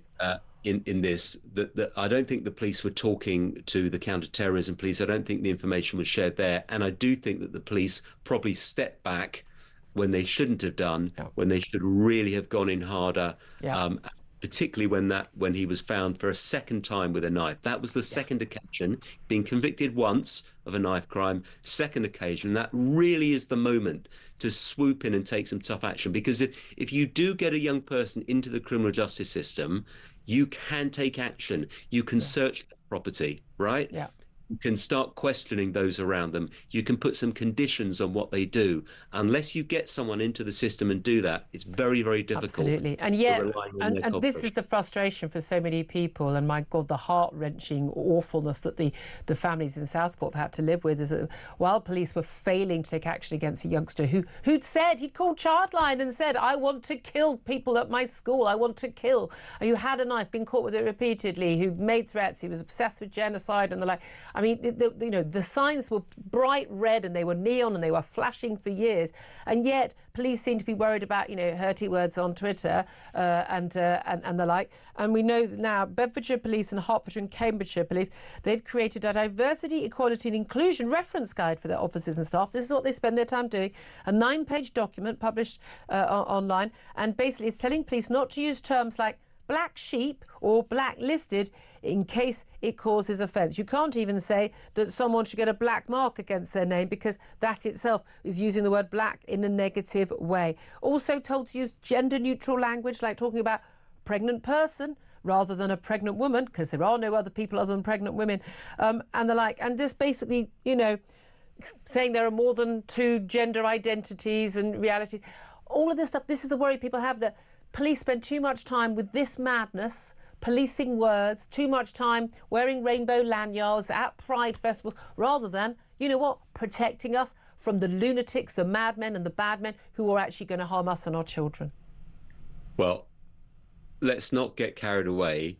This was a guide that I think is really ill-conceived, and Festus Akinbusoye, who's the former Black Police and Crime Commissioner of Bedfordshire himself, has raised questions about it. And this was produced by the force that he used to lead. But that's not to say, Julia, that police aren't out there doing a hard job. I would imagine most police officers will see this. They'll probably kind of roll their eyes, roll their eyeballs, and they'll probably be sent on a training course about it, wasting their time instead of policing. I do think it's extraordinary, I have to say. No, I don't think it is. I think it's just the norm now, and that's what we'd like Trumpian policies to get rid of. This is the norm in private companies as well as the public sector, let alone policing now. Danny Shaw, we'll have to leave that. So appreciate your thoughts on all of this. I'm going to come back to Sam Armstrong in just a few moments. Going to take a quick break, then we're going to get to your calls. Love to hear your reaction to all of that conversation. Also, your thoughts on Donald Trump's policies. Do you support of the policies? What about declaring a border emergency? Would that work here? Would you make of a Donald Trump trip to the UK? This is Talk. We are the home of common sense.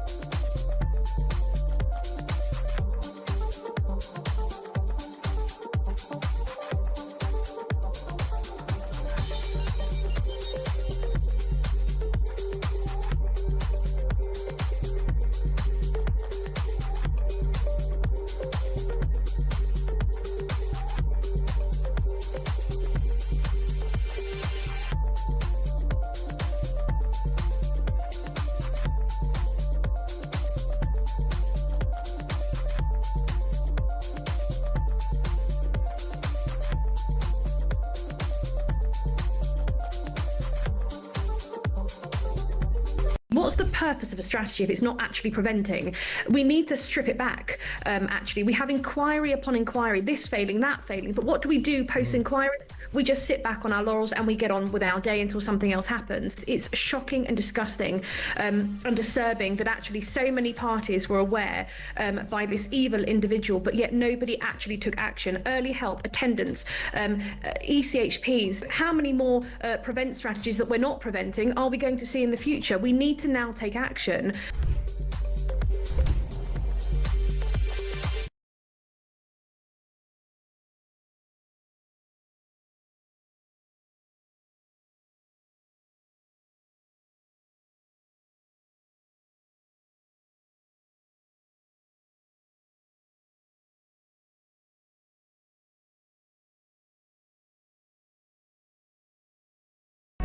Across the UK, on DAB+, on your smart speaker, on your smart TV, and on your side. This is Talk.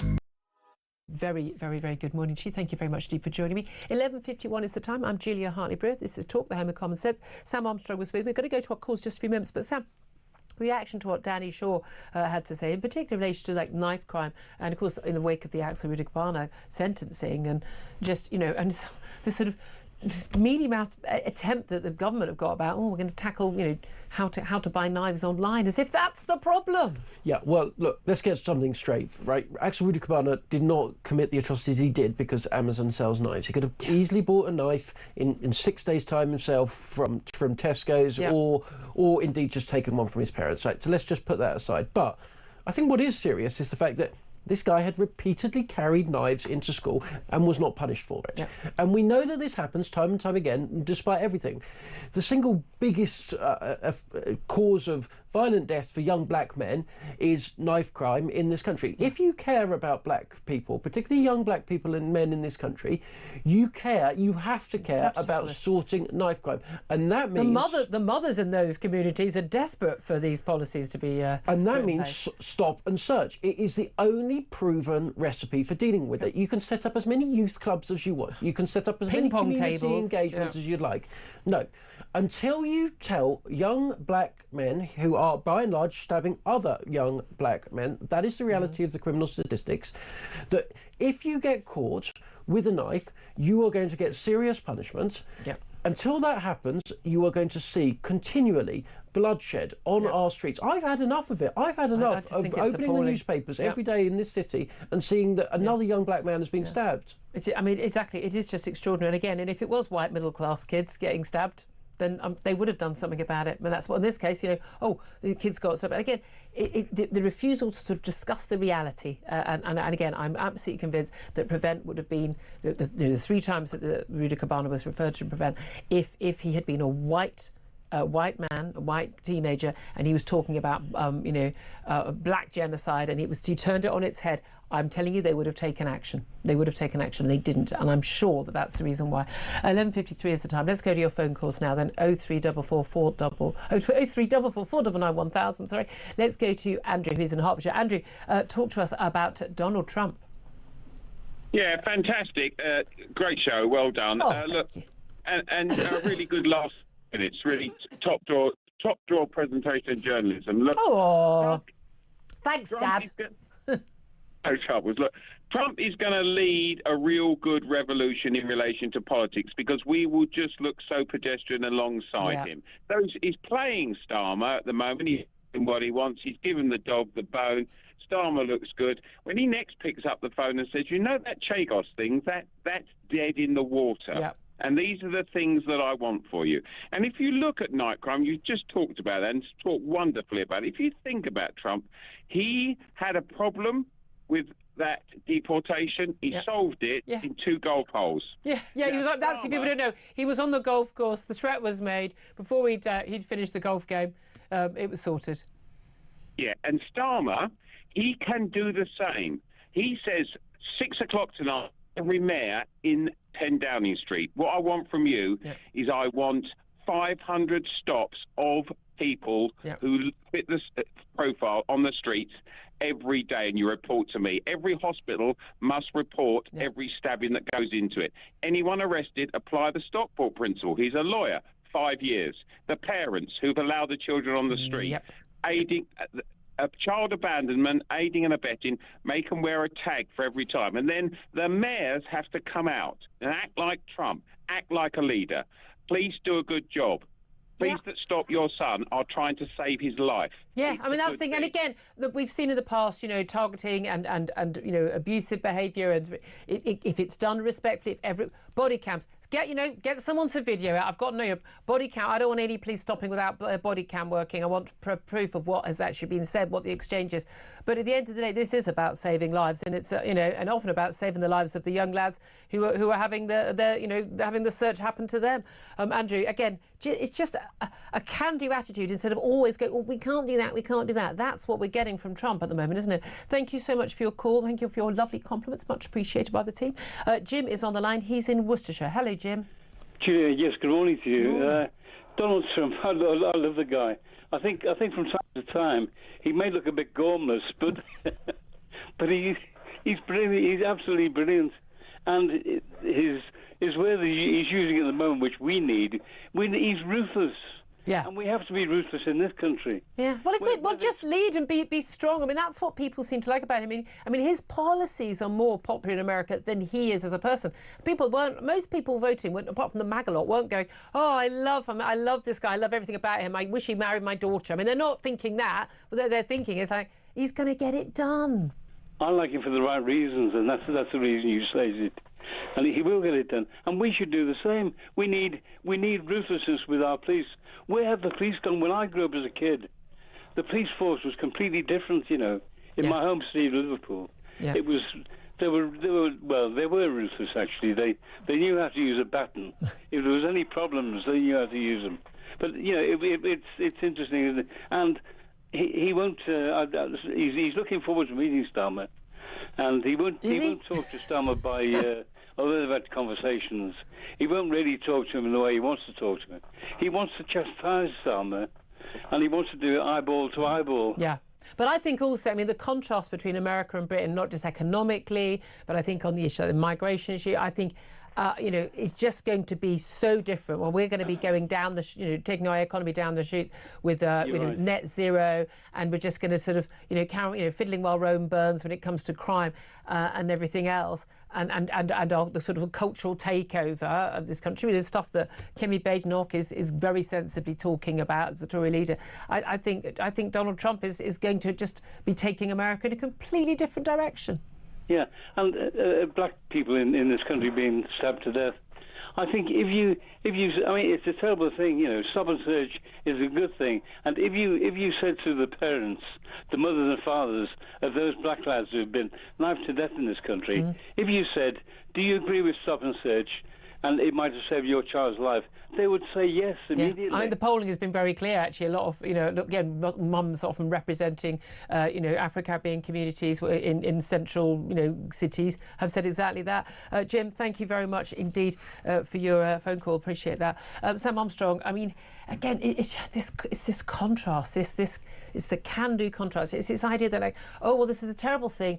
Axel Rudikabana, 14-year-olds and 12-year-olds knifing each other in broad daylight in our major cities. Whatever the issue is, just a sort of, phone theft, bag theft, there's just a sort of we'll have another inquiry, we'll have another... There's just no sense of urgency or a willingness to act. We know the government has incredible powers if they choose to use them, but they just never seem to choose to use them, except during lockdown. Yeah, and the public have seen through it, and by the way, they're sick to their back teeth with it. And I think when you look at America, right, you've got Donald Trump, a man whose faults are very, very obvious. Yeah. But the American public are so sick of what they've seen. That's how bad things have been. They're prepared to give him a blank cheque to do exactly what he's now doing, and that's why he's so popular. Is what's, and I do think it's what's going to be interesting to watch is what's going to happen in European countries and elections coming forward, and what's going to happen at our next election with Nigel Farage and Reform, because we see in the polls taking over the Tories. It's going to be fascinating to watch. Up next, we are going to be talking to a former Israeli government spokesman about the ceasefire in Gaza. This is Talk.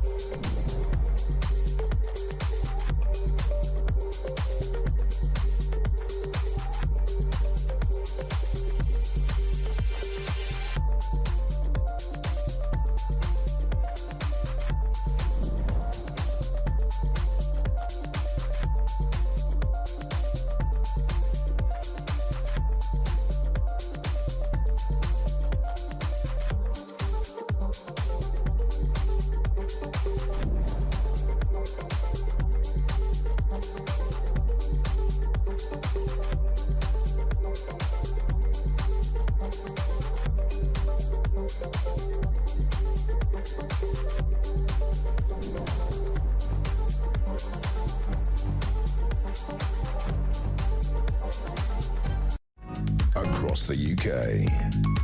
On DAB+, on your smart speaker, on your smart TV, and on your side. This is Talk.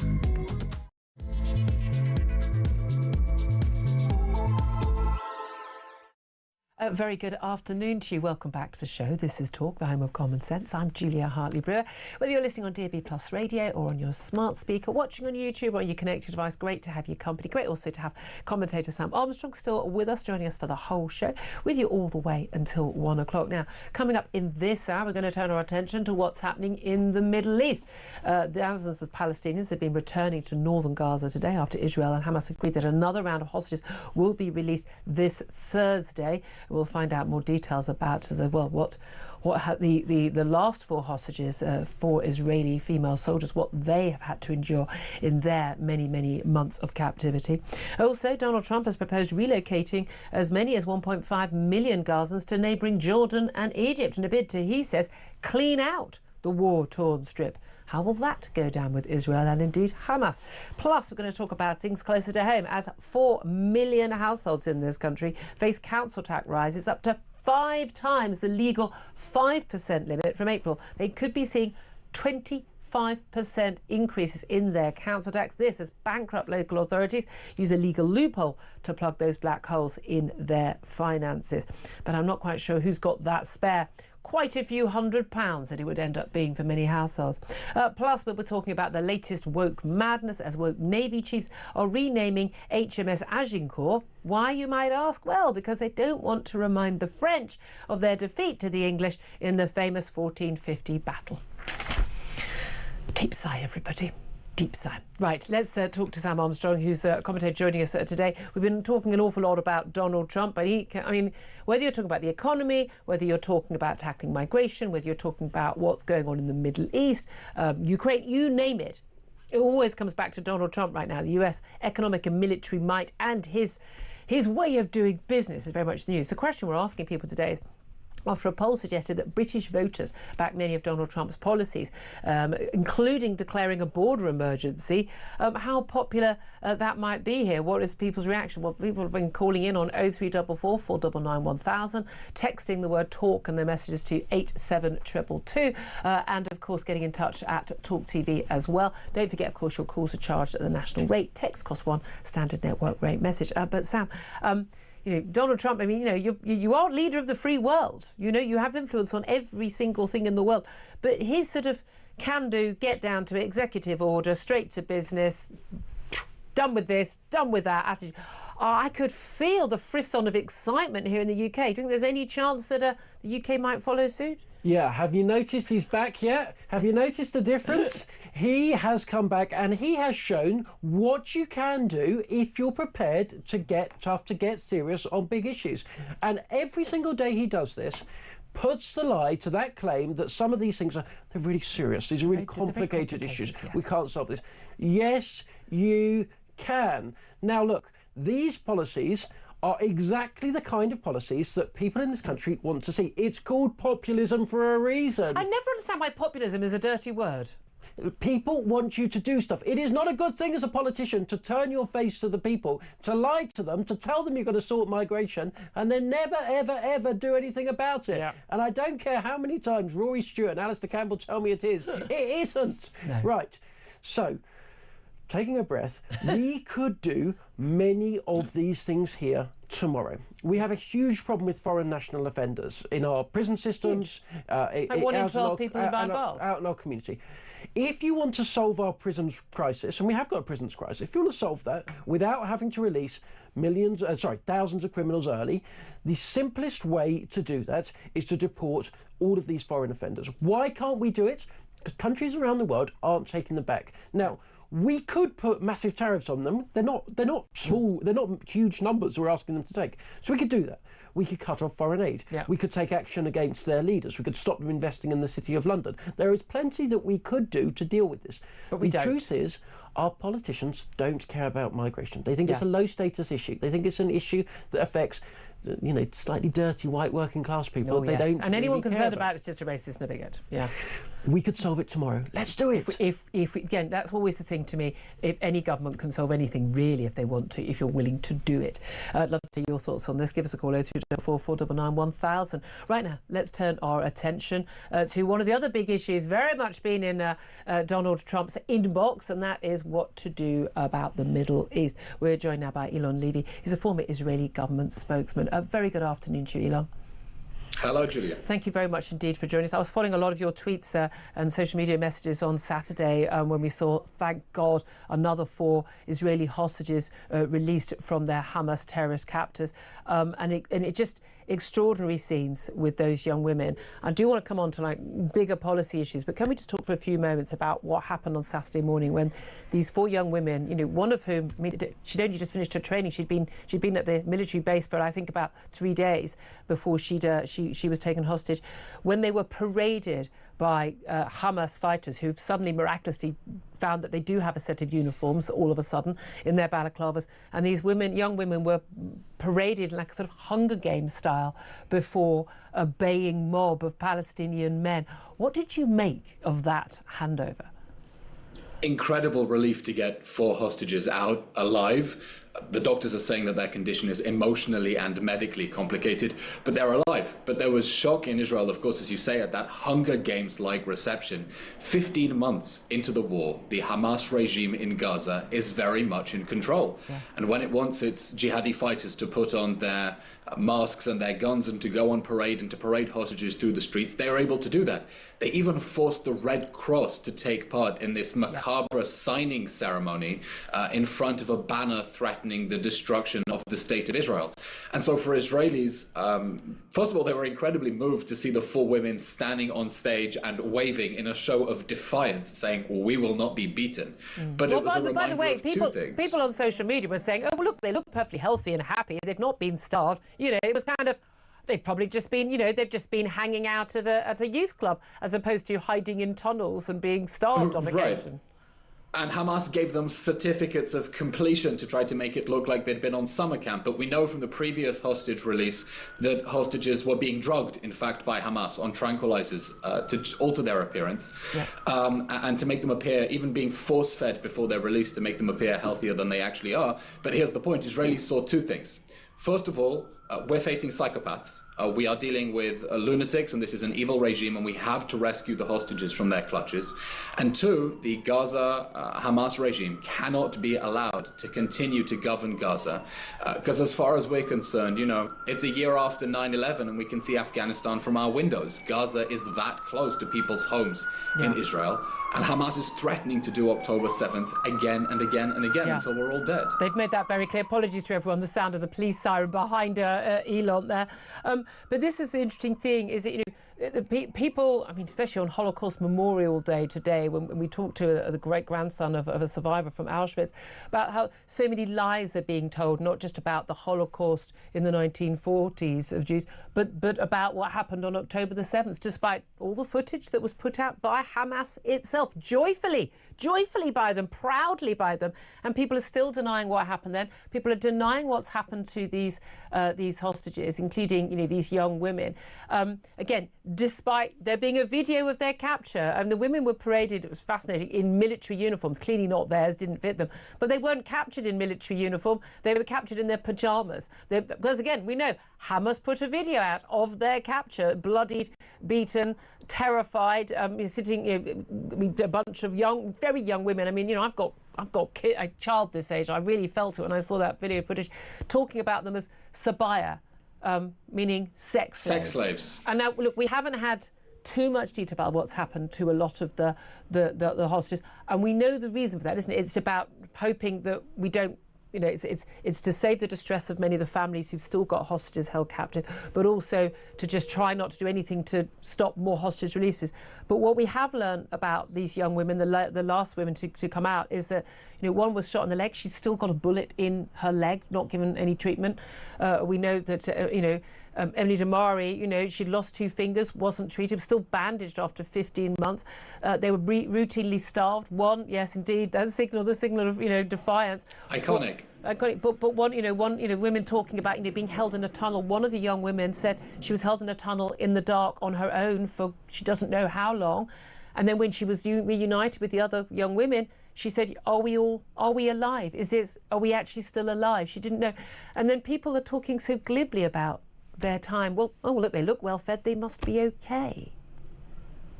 Yeah, Israelis are appalled and shocked by the level of denial around the world. I remember at the beginning of the war, Israel made the very difficult decision to screen 40 minutes of the atrocity footage to journalists because we were seeing what I called a Holocaust denial-like phenomenon in real time. First, people celebrated Hamas's atrocities.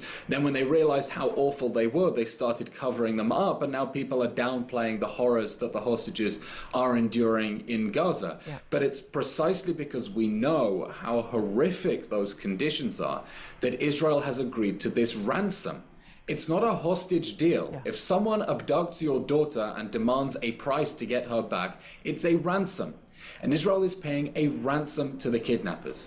We are releasing hundreds of convicted terrorists, including the people behind suicide bombings, people who've committed terror attacks before, people we know are going to try to commit terror attacks in future.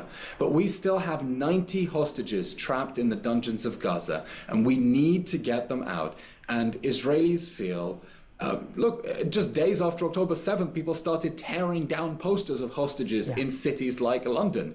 And that dehumanization, that basic lack of sympathy or empathy has been very hard for people in Israel to see around the world. It's been very hard for those of us in this country with some semblance of morality for us to watch our fellow Brits doing exactly the same. I mean, especially even the Bibas children, tiny little children, a child that's celebrated for the love of God, we hope, has marked first and second birthdays and is still alive, but we still don't know. We've got more hostage release, the fifth female soldier being released later this week. We hope some people who are unwell, hoping to get more out. But there is still this concern that only that maybe a few dozen of the people who are still held hostage are still alive. That's the concern. We know that of the 90 hostages who are still trapped in Gaza, at least 35 have been confirmed dead. Either they were murdered on October 7th and Hamas abducted their bodies, or they were since executed in captivity. In fact, we're expecting to get another 26 hostages out as part of this stage of the ransom deal.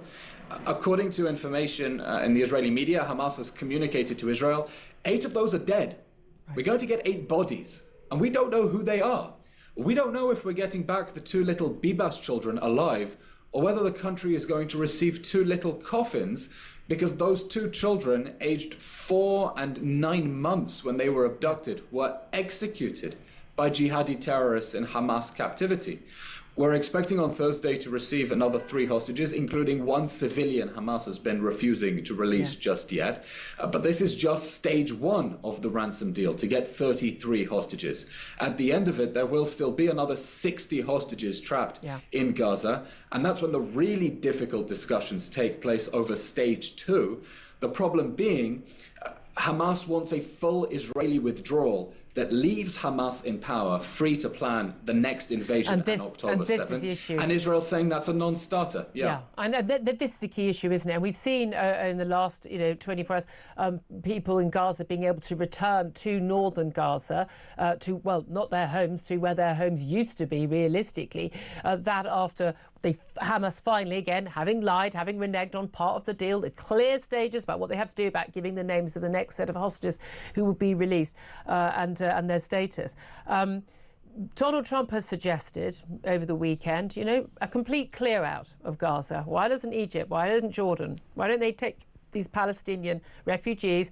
Half of the Jordanian population is of Palestinian heritage. Many were refugees from previous conflicts. Why don't we just basically clear out Gaza and kind of start again? What do you make of that? Well, Jordan and Egypt have already shot down President Trump's suggestion, and they've done that because they know that historically countries that have taken in large populations of Palestinians developed an internal extremism problem that undermined their domestic stability, right? Like Lebanon, like Jordan as well, back in the 70s. But President Trump does put his finger on a very real problem, and that's this. Hamas is still the government of Gaza.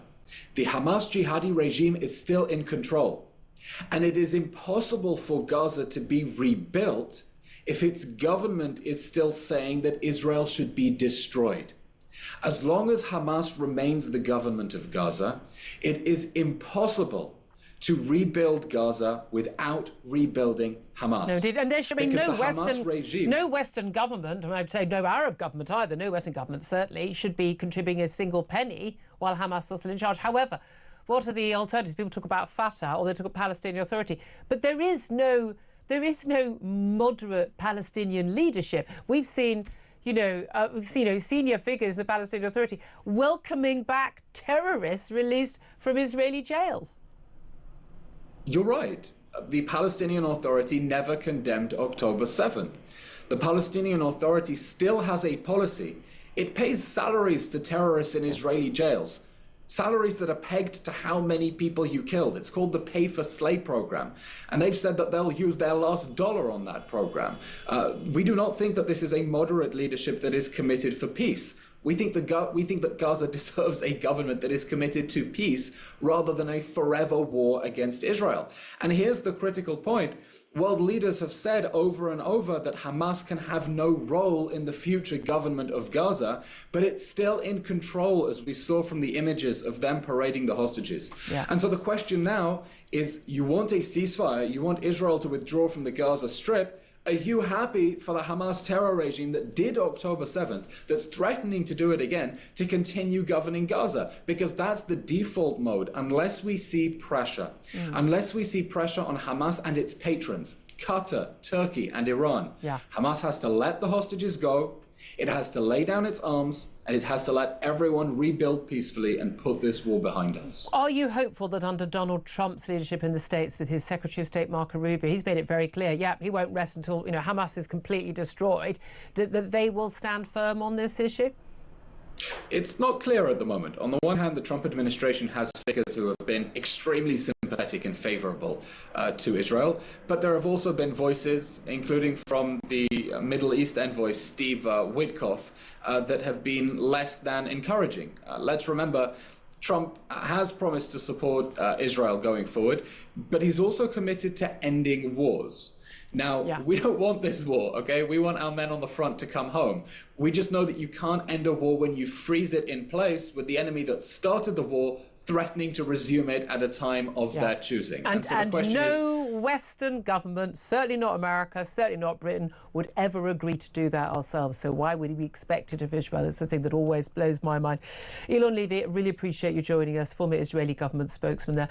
Sam Armstrong, listening to all of that. Well, that's the sad reality, which is we have just finished this war for now, but we know that it is likely... We've paused it. It is likely to continue, and it's likely to come back just as bad before. That's not my words. That's the words of Hamas. Hamas are really clear. They remain as devoted as ever to killing each and every Jew that happens to live in Israel. And then they're coming for everyone who's not Jewish as well, by the way. Just people seem to think that they're just first on their list. They've never discriminated. They're just as happy to kill babies, just as happy to kidnap young girls as they are soldiers. Right? This is not a discriminatory organisation. Maybe that's why the left loves them, because they kidnap and kill, murder and rape everyone they can get their hands on. It is just extraordinary, isn't it? Again, it's one of the things that absolutely blows my mind. It really does. In the last 15 months, is that there are just times when there's an obvious side to be on, and the ridiculous tweets and things I get from people going, "Oh, you vile this, you vile that, you genocide defender." There's not a genocide going on in Gaza. The British Army has never had such a low ratio. It's awful that any child or any innocent person should die in a war. Of course it is, but no, British government has never sent our own forces to war with the same sort of restrictions that the Israelis have. Accidents happen, bad things happen, some bad people do some bad things. I accept all of that. Hamas, literally, everything about them is evil, what they're doing to the Palestinian people. But again, I don't know what the solution is, because we cannot have Hamas in charge. Don't want Fatah in charge, don't want the Palestinian Authority in charge, unless you have like the UN in charge. But UNRWA, funded by the UN, has been basically leading the outrageous propaganda, anti-Jewish propaganda that is going on in Gazan schools for the last 20 years. So I'm not entirely sure what the solution there is. I mean, maybe Donald Trump's idea is the right one. But as you say, Jordan and Egypt, They don't want the people of Gaza either. What does that tell you? But there we are. I'd love to hear your thoughts on this. Do get in touch. 0344 499 1000. Also, love your calls, your thoughts on Donald Trump. Not just on the Middle East, but as we've been talking about, this new poll suggested that Brits actually back many of Donald Trump's policies. What would you like Keir Starmer to copy that Donald Trump has done? My list is very long. What's on yours? 0344 499 1000. This is Talk. This is Talk, the home of common sense.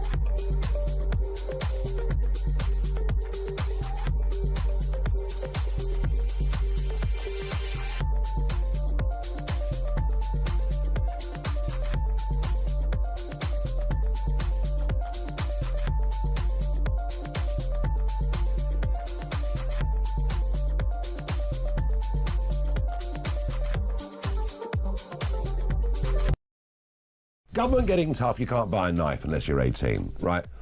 What about prevent? What about the fact this guy was referred 3 times to prevent? What about the fact he was found 10 times at school carrying a knife? What about the absolute failures of all the authorities, child services, prevent, the local police? What about those failures? And then they suppressed the truth for as long as they possibly could. And in fact, because of the guilty plea, there's a lot more would have come out in the court case, but that's by the by perhaps for now.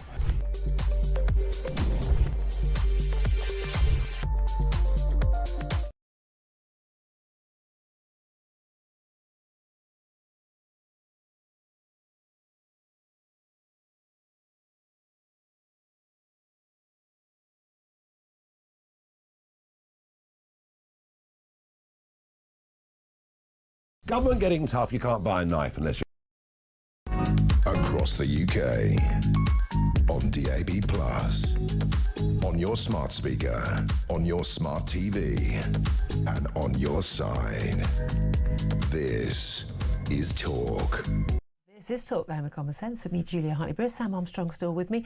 Do get in touch, give us a call, 0344 499 1000 on anything we're talking about today, but particularly British voters, according to a new poll, backing many of Donald Trump's policies, including the declaration of a border emergency. I'm wondering what policies you'd like us to emulate here that Donald Trump has brought about. Let's go to some of the messages. Well, this is a Samuel. Have you been texting in, Sam? I have not. Samuel says Trump is a man of action and is doing what is necessary to get the job done. In the meantime, in the UK, people are getting poorer and have to subsidise young men who broke into the country illegally. In other words, subsidise criminals. I mean, yep.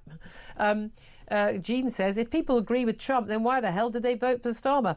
They didn't, Jean. They didn't. They've got a mandate, democratically elected, never ever question that. But at the end of the day, no more people voted for Keir Starmer last July than they'd voted for Jeremy Corbyn. For what happened was millions of, I think it was about 7 million, wasn't it, Tory voters didn't vote Tory. They either voted for reform or they just didn't vote at all. Very similar, actually, what's interesting to what happened in America. 11 million Democrats from 2020 did not vote in 2024. We don't know what they did, but they didn't vote. They didn't vote Democrat. Donald Trump's vote was pretty much the same as in 2020, which is what is so interesting, that actually, you know, a lot of times government get in now because people are disillusioned with the previous government. But I think an awful lot of people who didn't like Trump in America were going, yeah, but I'll take it. I mean, the stuff he's done, I mean, the woke stuff, dealing with the whole deportation issue, kickstarting the economy, getting rid of the whole green agenda, blob stuff, World Health Organization. I mean, literally, I'm watching the stuff go tick, tick, tick, every single thing.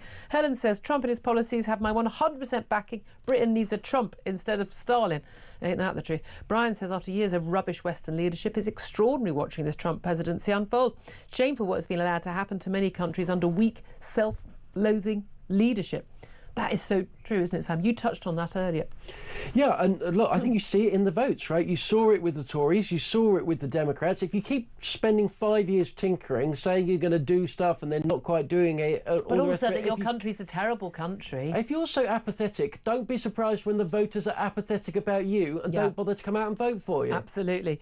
David says, I 100% agree. Looking at the state of once proud working class communities, we are in dire trouble. We have been abandoned. Diane says, we've been asking for it for years. They make false commitments for power and then do nothing. Mark says he'd get my vote, and with Labour making themselves totally unelectable, he says so will reform. Lee says, when Trump has done his second term, can we borrow him over here in Britain, since nobody here has the balls to get things that are needed done? Sheila says, I agree with President Trump's policies. You should put the country you govern first and its people. I mean, just going on and on. There's so many messages being very positive. And I don't think any of those people are going, oh, I'm sure he's a lovely human being. I mean, he's quite amusing, Donald Trump. Yeah. I think a lot of things he's done over here, I'm not happy with. I don't like the pardoning of the January 6th rioters, including people who viciously, violently attack police officers who it's simply a matter of luck that they're still alive. I think that's a big mistake. And that's only got 20% support in America, that policy.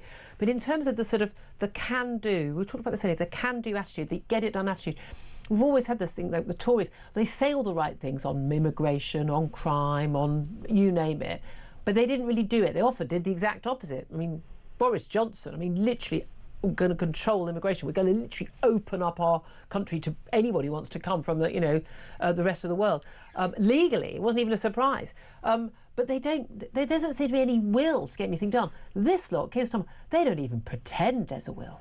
Yeah, look, this is government by the who cares the least, right? It really is. But look, I think there has been this kind of general shift on how Donald Trump is seen in this country. I mean, first term of Donald Trump, in parts of the media, and I'll come back to that, but people here were thinking he's mad, he's bizarre, etc. But we've now gone on another 8 years, and the cause, the need, the justification for Donald Trump is so much so that I think even the media are turning around and saying, do you know what, he's got something. There's no claims now of a Russian interference. There's no claims now that he cheated or haven't had the big demonstrations of women wearing those pink pussy hats. And there's no suggestion that Donald Trump won't be welcomed into the UK as before. Do you remember last time where John Bercow, Sadiq Khan said no, he's not welcome here, whereas now you've got leftists falling over themselves to welcome him in. And why? Because there is a widespread recognition that, no, 2016, whether with Trump or with Brexit, no, that wasn't a blip.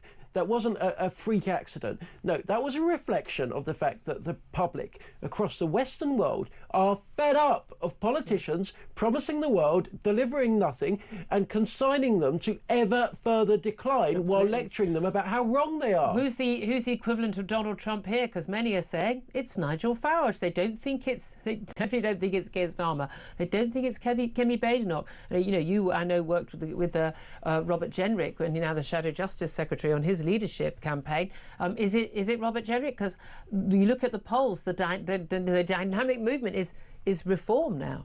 Well, look, Kemi's in early days, and I think it'd be wrong to judge us straight away, but there's no doubt that the big issue for the Tory party is how it deals with reform, how it gets on top of that. Because if they don't, and if Lord Frost said this last week in an interview, he said if they don't deal with this, what you're going to have is a situation in which two parties with 20 to 25% in the polls, maybe a little bit higher, but not much, going into the election against a Labour Party with 30 to 35% in the polls. The net result will be Keir Starmer walks back in with another landslide. With another landslide majority. That's the way our system is set up. It's not a presidential system like the US. That's the system we've got, and you've got to work with it.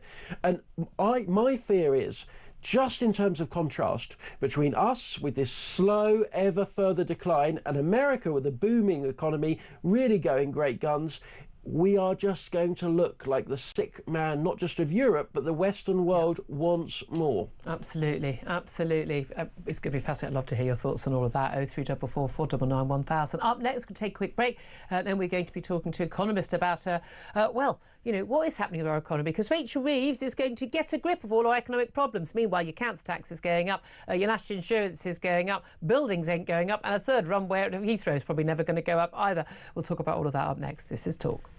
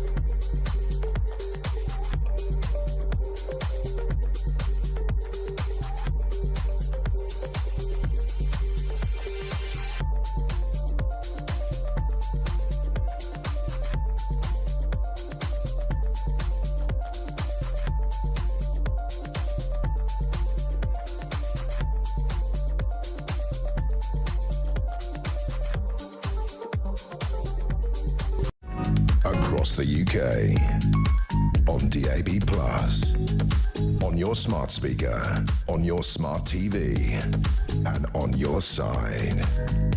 This is Talk. Good afternoon to you. This is Talk, the home of common sense. 12:34 is the time. Sam Armstrong's still with me. I'm Julia Hartley-Brewer, and our next guest is Warwick Lightfoot. He's an economist and former Conservative government advisor. Very good afternoon to you, Warwick. Afternoon, nice to see you. Thanks for joining us. Let's talk about the economy, because Rachel Reeves was doing a round of media interviews on the Sunday shows yesterday, and she was talking about having come back from Davos, that basically she needs to, get a grip of economic problems in this country. Lots of talk of whether there'd be a third runway at Heathrow, or indeed other runways at Gatwick and Luton and elsewhere, and getting the country moving. Is there any evidence at all that that's going to happen? Well, I'm sorry, it's going the other direction. It's people laying people off, people worried about jobs, people not spending their savings because they're worried about taxes going up, and it's people preparing for a higher minimum wage, higher national insurance, and every survey of business, consumer, investor, finance director opinion is going the wrong way. Well, that's the thing, isn't it? Is we're constantly, no, we've steadied the economy, everything's fine, and yet we've got a situation where companies are saying not only are we laying people off, we're going to hire fewer people, we are going to give lower wage increases, and we're kind of just going to sit tight because we just don't trust the economy is going to boom. We've got, high street stores closing down for sale. I mean, it's amazing. You walk along, even Oxford Street in London, I mean, the biggest, famous shopping street in London, and the stores that are popping up on short leases, the sort of sweet stores rather than big stores, department stores pretty much other than John Lewis all closed down. It just feels, you can feel the sort of the deterioration a lot of people might be walking along, barely anyone's got a shopping bag, which I think is always a giveaway.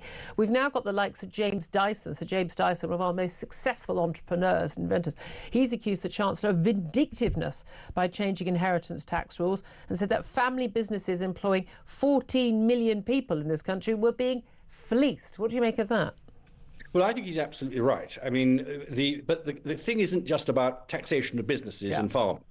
It's actually having a tax in our tax system that's beyond its sell-by date. Other countries, Sweden, Switzerland, Canada, Australia, and for most people, America, have actually got rid of inheritance tax. And I think it has no place. It's the double taxation of savings income. It's a clumsy thing. It's very salient. People notice it. It gets up people's noses. They don't like it. And it causes a lot of worry. And it is very difficult for a company like the one that Sir James has got to make provision for it and not actually lose a whole lot of their capital stock. Well, yeah, indeed. It's a very unpopular, people refer to it as death taxes. Now, of course, the tax doesn't fall on the person who's died. The tax falls on usually, the children who are inheriting. Tax doesn't fall on the husband or wife. That's the.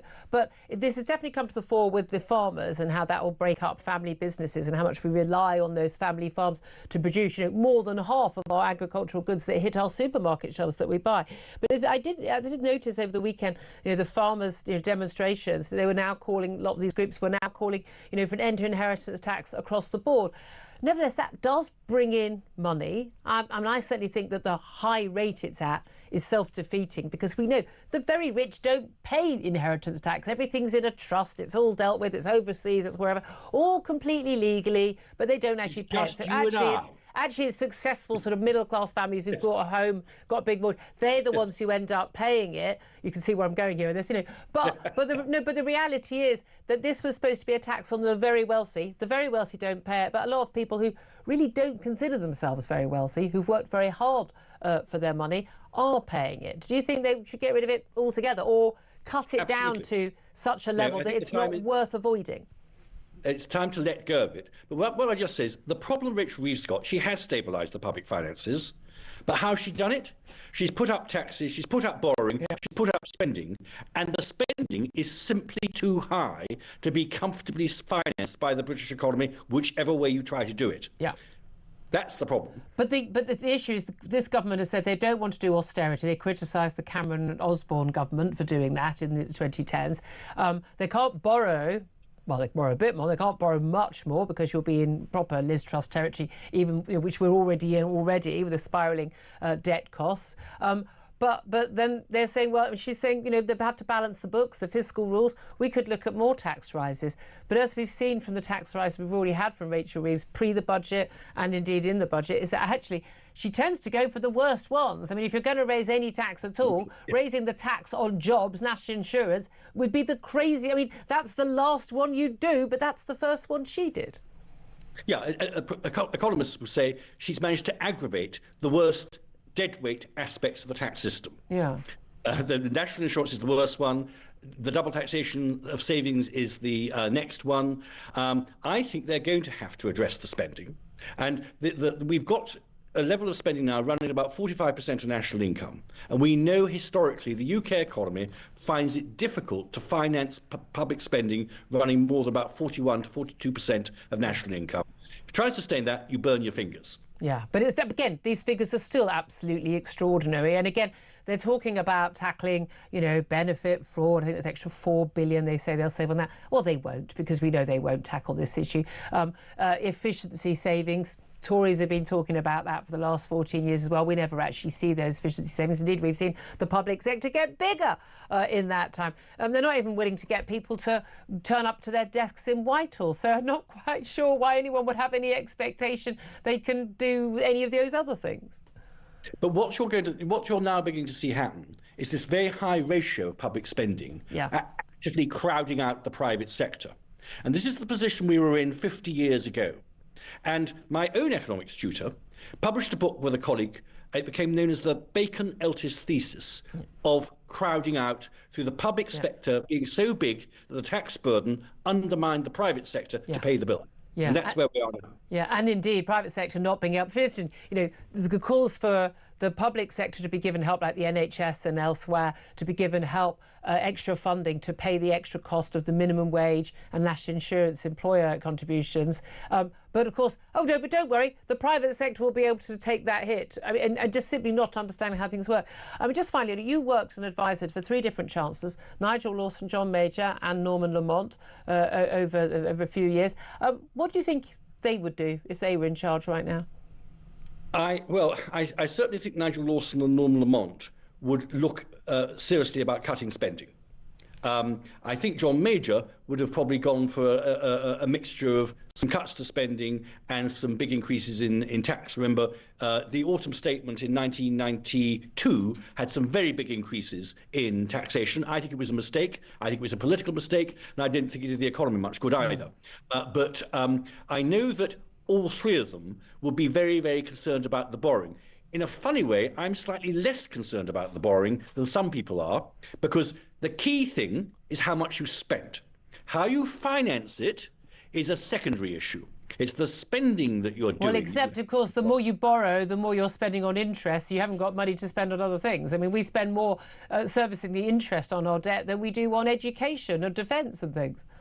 Yes, I mean, the good thing about the borrowing and that debt service charge is that it exposes the real resource cost of the spending. Right. Because there is a real cost to spending, and people kid themselves that there isn't. Yeah. And when you see the cost of those debts, it tells you in your face that there is one. Yeah. And again, it's all being paid for by taxpayers now or taxpayers in the future, and it has to be paid for. Warwick Lightfoot, economist, former Conservative government advisor, really good to talk to you. Thank you so much. Sam Armstrong, I want to bring you back in on this. I mean, and it's not just, inheritance tax and other taxes that, nationally imposed. It's also council tax. We've got some news today that some councils, particularly the Birminghams and others, I'm very surprised because Maidenhead, Windsor and Maidenhead Council are looking at exploring this little loophole, which means that bankrupt councils who are doing incredibly badly, and again, how did that happen?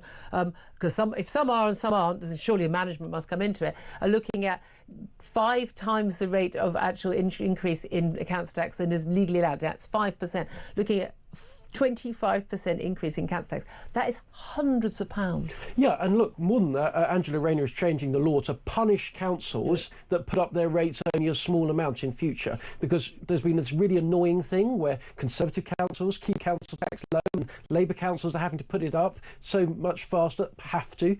So she's going to change the law to make everyone equal. No.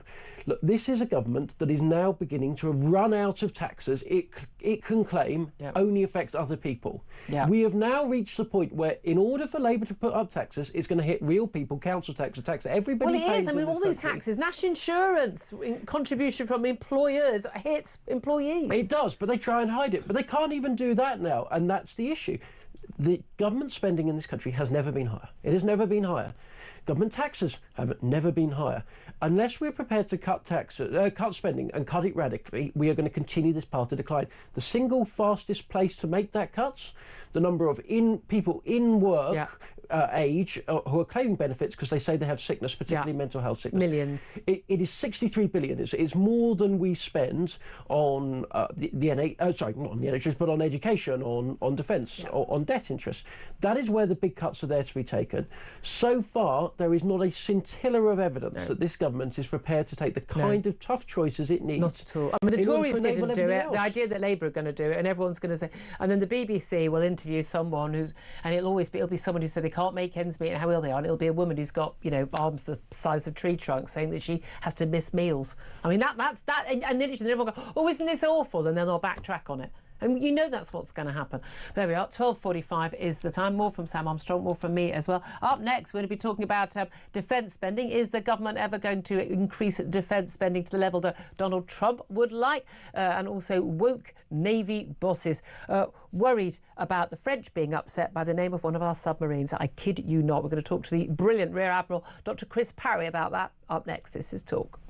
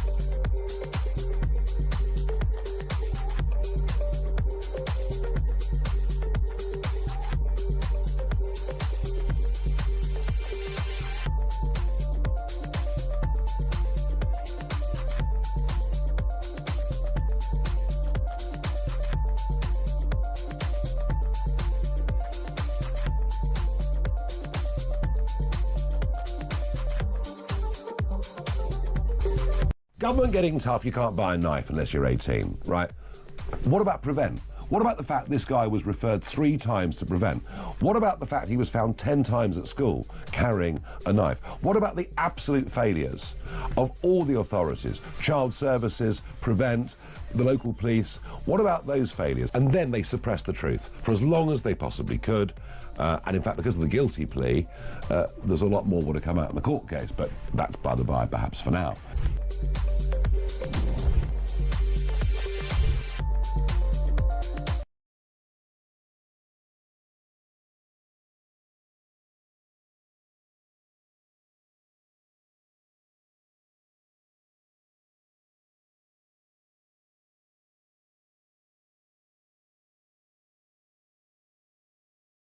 Labour want to reorganise the structure of local government. Across the UK, on DAB+, on your smart speaker, on your smart TV, and on your side. This is Talk. This is Talk, the Home of Common Sense, with me, Julia Hartley-Brewer. Thank you so much for your company. Sam Armstrong's still with me as well. Delighted to be joined now by Rear Admiral Dr. Chris Parry, CBE. He's a former Royal Navy commander, but I have an awful feeling, Chris, that there's going to be smoke coming out of your ears, or steam coming out of your ears, when you talk about this story today. Woke Navy chiefs want to rename one of our ships, submarines, HMS Agincourt, to avoid upsetting the French. It turns out that it being called HMS Agincourt after the 14-15 victory is upsetting the French, they think, and they want to change its name. What do you make of that, Dr. Parry? Well, there's no indication the French are upset. Even they're not that wet. This is basically an attempt to erase our history. I think probably the army at Agincourt wasn't diverse enough. That is the problem. And this is absolutely ridiculous. It won't be the Navy chiefs doing this. This will be political pressure from this regime that we have at the moment. Yeah. And it's ridiculous. I mean... it's ridiculous that anyone even had a nanosecond's thought about this. The fact that it's actually gone through various memos and committees is mind-blowing. Do they not have anything better to do when we've got 2 wars ongoing right now? No, I mean, you know, the French aren't going to rename the Gare Austerlitz because they might offend the Austro-Hungarians, are they? And what's next? Trafalgar Square? Waterloo? Don't give them ideas, Chris, for the love of God. Seriously, it's the sort of thing. But this is the thing. It's the idea that, again, you have to whitewash the past because someone will be offended. You know, but, I mean, by the way, you know, yes, there were battles. We've been at war with France many occasions. We also rescued France from the Nazis, you know, in the 40s. You're welcome. I don't think we've got anything to be ashamed or embarrassed about in our past. Our past is our past. It is what it is. And this is all part of the taking down statues of someone who was related to someone who owned slave ships. And it's a very strange sort of Stalinist style year zero, you know, blocking people out, you know, out of photographs, pretending they never existed sort of policy, isn't it? Yeah, I mean, year zero starts on 4th of July last year, as far as Labour is concerned. I mean, you know, we have to understand that fighting forces rely on their traditions and to actually give you morale in combat and things like that. And if we start messing around with this sort of thing, then you're going to find we're going to deplete and degrade our armed forces. There's no question about that. The minute, I'm sure, you know, the Navy chiefs are as angry as I am about this, to tell you the truth. I mean, Achilles, oddly enough, of course, was killed by Paris in the Trojan Wars. So it's even worse. Well, exactly. I mean, this is the extraordinary thing. That said, we did have, what was it, RAF chiefs, didn't we? Basically, it's recruiting and choosing pilots to be trained up as you know, jet fighter pilots. They were just, we can't have any more white, straight men. We need to have people of colour and trans and goodness knows what, women. I mean, the obsession, the very people you'd think should only be worrying about the bottom line and like, what are we a fit fighting force? Their obsession with wokery is terrifying. We've seen in America Donald Trump going, right, that's it, none of this nonsense. The government only recognises, you know, 2 genders because that's all there are, trying to get all of this stuff out of the military. Are you hopeful at all that this might happen here, whether under this government or any future government? Well, Julia, I'm not allowed to lecture at the Defence Academy because I have views similar to Pete Hegseth about the need for a warrior class and to project a fighting culture. I've been banned from actually speaking because because it upsets people. Because you think that the military should be there as a fighting force and a defensive force and nothing else? No, it should be there basically to deter our enemies, fight the Queen's enemies and promote our interests. That's what we're here for. We're not some sort of social experiment. I don't believe that the armed forces should reflect society. No. If we did, we'd end up with all the drug dealers and criminals as well. Yeah. It has to reflect the best in society because we're playing at international level. Yeah. That's what I used to tell my sailors and Marines. You play at international level, you're as good as any England footballer and you've got to perform like that. Well, better than England footballers, let's face it. Absolutely. Yeah, it is extraordinary that anyone thinks anything different, isn't it? What do you make of Donald Trump's demands, again, repeated of the weekend, about Western allies in NATO paying more of their percentage of their GDP on defence? Because a lot of concern that, we're not even going to be looking at in this country raising our spending from, 2.3% up to even 2.5%, let alone the 3% or the 5% that Donald Trump has thrown out, even though America doesn't spend that much of its GDP as a percentage of its GDP. That may not even happen until 2032. That is a couple of election cycles away. Do we need to be spending more money now? Is Donald Trump right? And is it about how much we spend, or is it about what we spend it on? Yeah, that's the critical point, Julia. It's not how much we spend, it's what we spend it on. Now, we are facing a clear and present danger from strategic enemies right now: China, Russia, Iran, and North Korea. And if we spend money today, it won't have any effect for a number of years yet. Now, you're absolutely right. It's not what you spend, but bear in mind, during the Cold War, we spent 5.2% of GDP on defence. Yeah. It's less than 2% at the moment.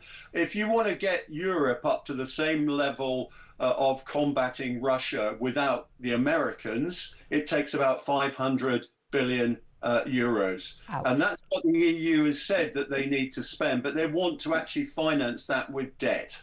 And they've proposed that to our government. It's absolutely ludicrous. We are transmitting to our enemies that they can do exactly what they want around the world, and frankly, we don't mind. The first duty of government is to defend this country and its interests, and yet, as Sam said just now, we spend over 20% on welfare and the NHS, less than 10% on defence. And especially in such a dangerous and difficult world with the terrorism threat, Russia, China and elsewhere, that we should be taking this seriously, because if and when we do end up in a conflict situation, we're going to have to spend a hell of a lot more. It's going to cost an awful lot more. We're not going to be prepared for it. But we seem to be just sort of blithely gliding through, because spending a lot of money on the military isn't very popular. People will often say, well, that's X number of nurses, and we may not end up needing that particular aircraft carrier. But when you need it, you need it. Yeah, and also, if you don't get your defence right, Julia, you don't get to make choices about nurses, schools, hospitals and the rest. Ask the Ukrainians about that. Very, very good point. Always so good to talk to you. Rear Admiral Dr. Chris Parris, CBE, former Royal Navy Commander. Thank you for that. Sam Armstrong listening to that. Look, there's a trade-off. Governments have to make choices. To govern is to choose. And if you spend money on, billions more on defence, that's billions you don't have to spend on the NHS or paying off some debt. That is an issue. But do you think that actually defence needs to be a much higher priority? Yes, I do, and I'll tell you for why. Because I think the world is getting dramatically more dangerous, and it's getting more dangerous quickly. You only have to look at the events over the last few years to realise that assumption we made after the Cold War, that the end of history was here, that everything was peaceful, is mad, and it's for the birds. And we are seeing a time of history in which your capacity to get stuff done, your capacity to deliver for your own country, is directly related to the extent of which you can force what you want to go through. Yep. Donald Trump has just proved that, right? Yeah. So we should be investing in this, because even down to the ceasefire deal, which would not have happened without the knowledge that Trump was coming in, working behind the scenes with the Biden administration, and that threat, all hell's going to break loose unless you return Hamas did that deal for one reason, because they worried about American bombs getting dropped upon them. End of. Yeah, absolutely. Just going to read one more message that's come in about British voters backing many of Donald Trump's policies, according to a new poll, especially about including declaring a border emergency. Janice says it's almost bizarre to see a leader going straight into action, doing what they promised, and doing it for the betterment of his own people. A complete contrast to what we have here in Britain. I mean, amen to that. Ian Collins is here right now to tell us what's happening on his show. Yeah, I was just thinking about, because we are going to pick up on that very point. I mean, the Columbia story as well as the various others. I mean, it's genius. Its simplicity is just beautiful. Here's some bad people. Take these bad people back. No, we're not going to do that. Fine, 25% tariffs. For 50% to do it. But what I love is it all happened while he was playing golf. I know. All of this was decided hadn't even finished his golf game. It wasn't hard to work out. These are really, really simple. It's like using that power. And I don't know whether we've got as much of the same power, but certainly a sort of, look, you're a small country. Why do we get, why do we allow other countries, much smaller economies, tell us whether they'll take their foreign criminals back? I mean, it's not hard to work out. And you're right. I mean, obviously, we can't punch as forcefully as the United States. But even so, the idea that we're impotent is nonsense. Absolutely. I mean, but it's the groupthink idea of a certain type of Western politician that stops it from happening. Yeah, well, also because we're bad people, because we colonised half the world, and so we're bad, and we should still be paying for that. I assume that's what they think. What else are you talking about? What else are we talking about? We are going to get into, in fact, there's obviously the Auschwitz Memorial Day, 80 years, clearly important that, the whole cliche of lest we forget and everything, which I know is applied to war. People are forgetting.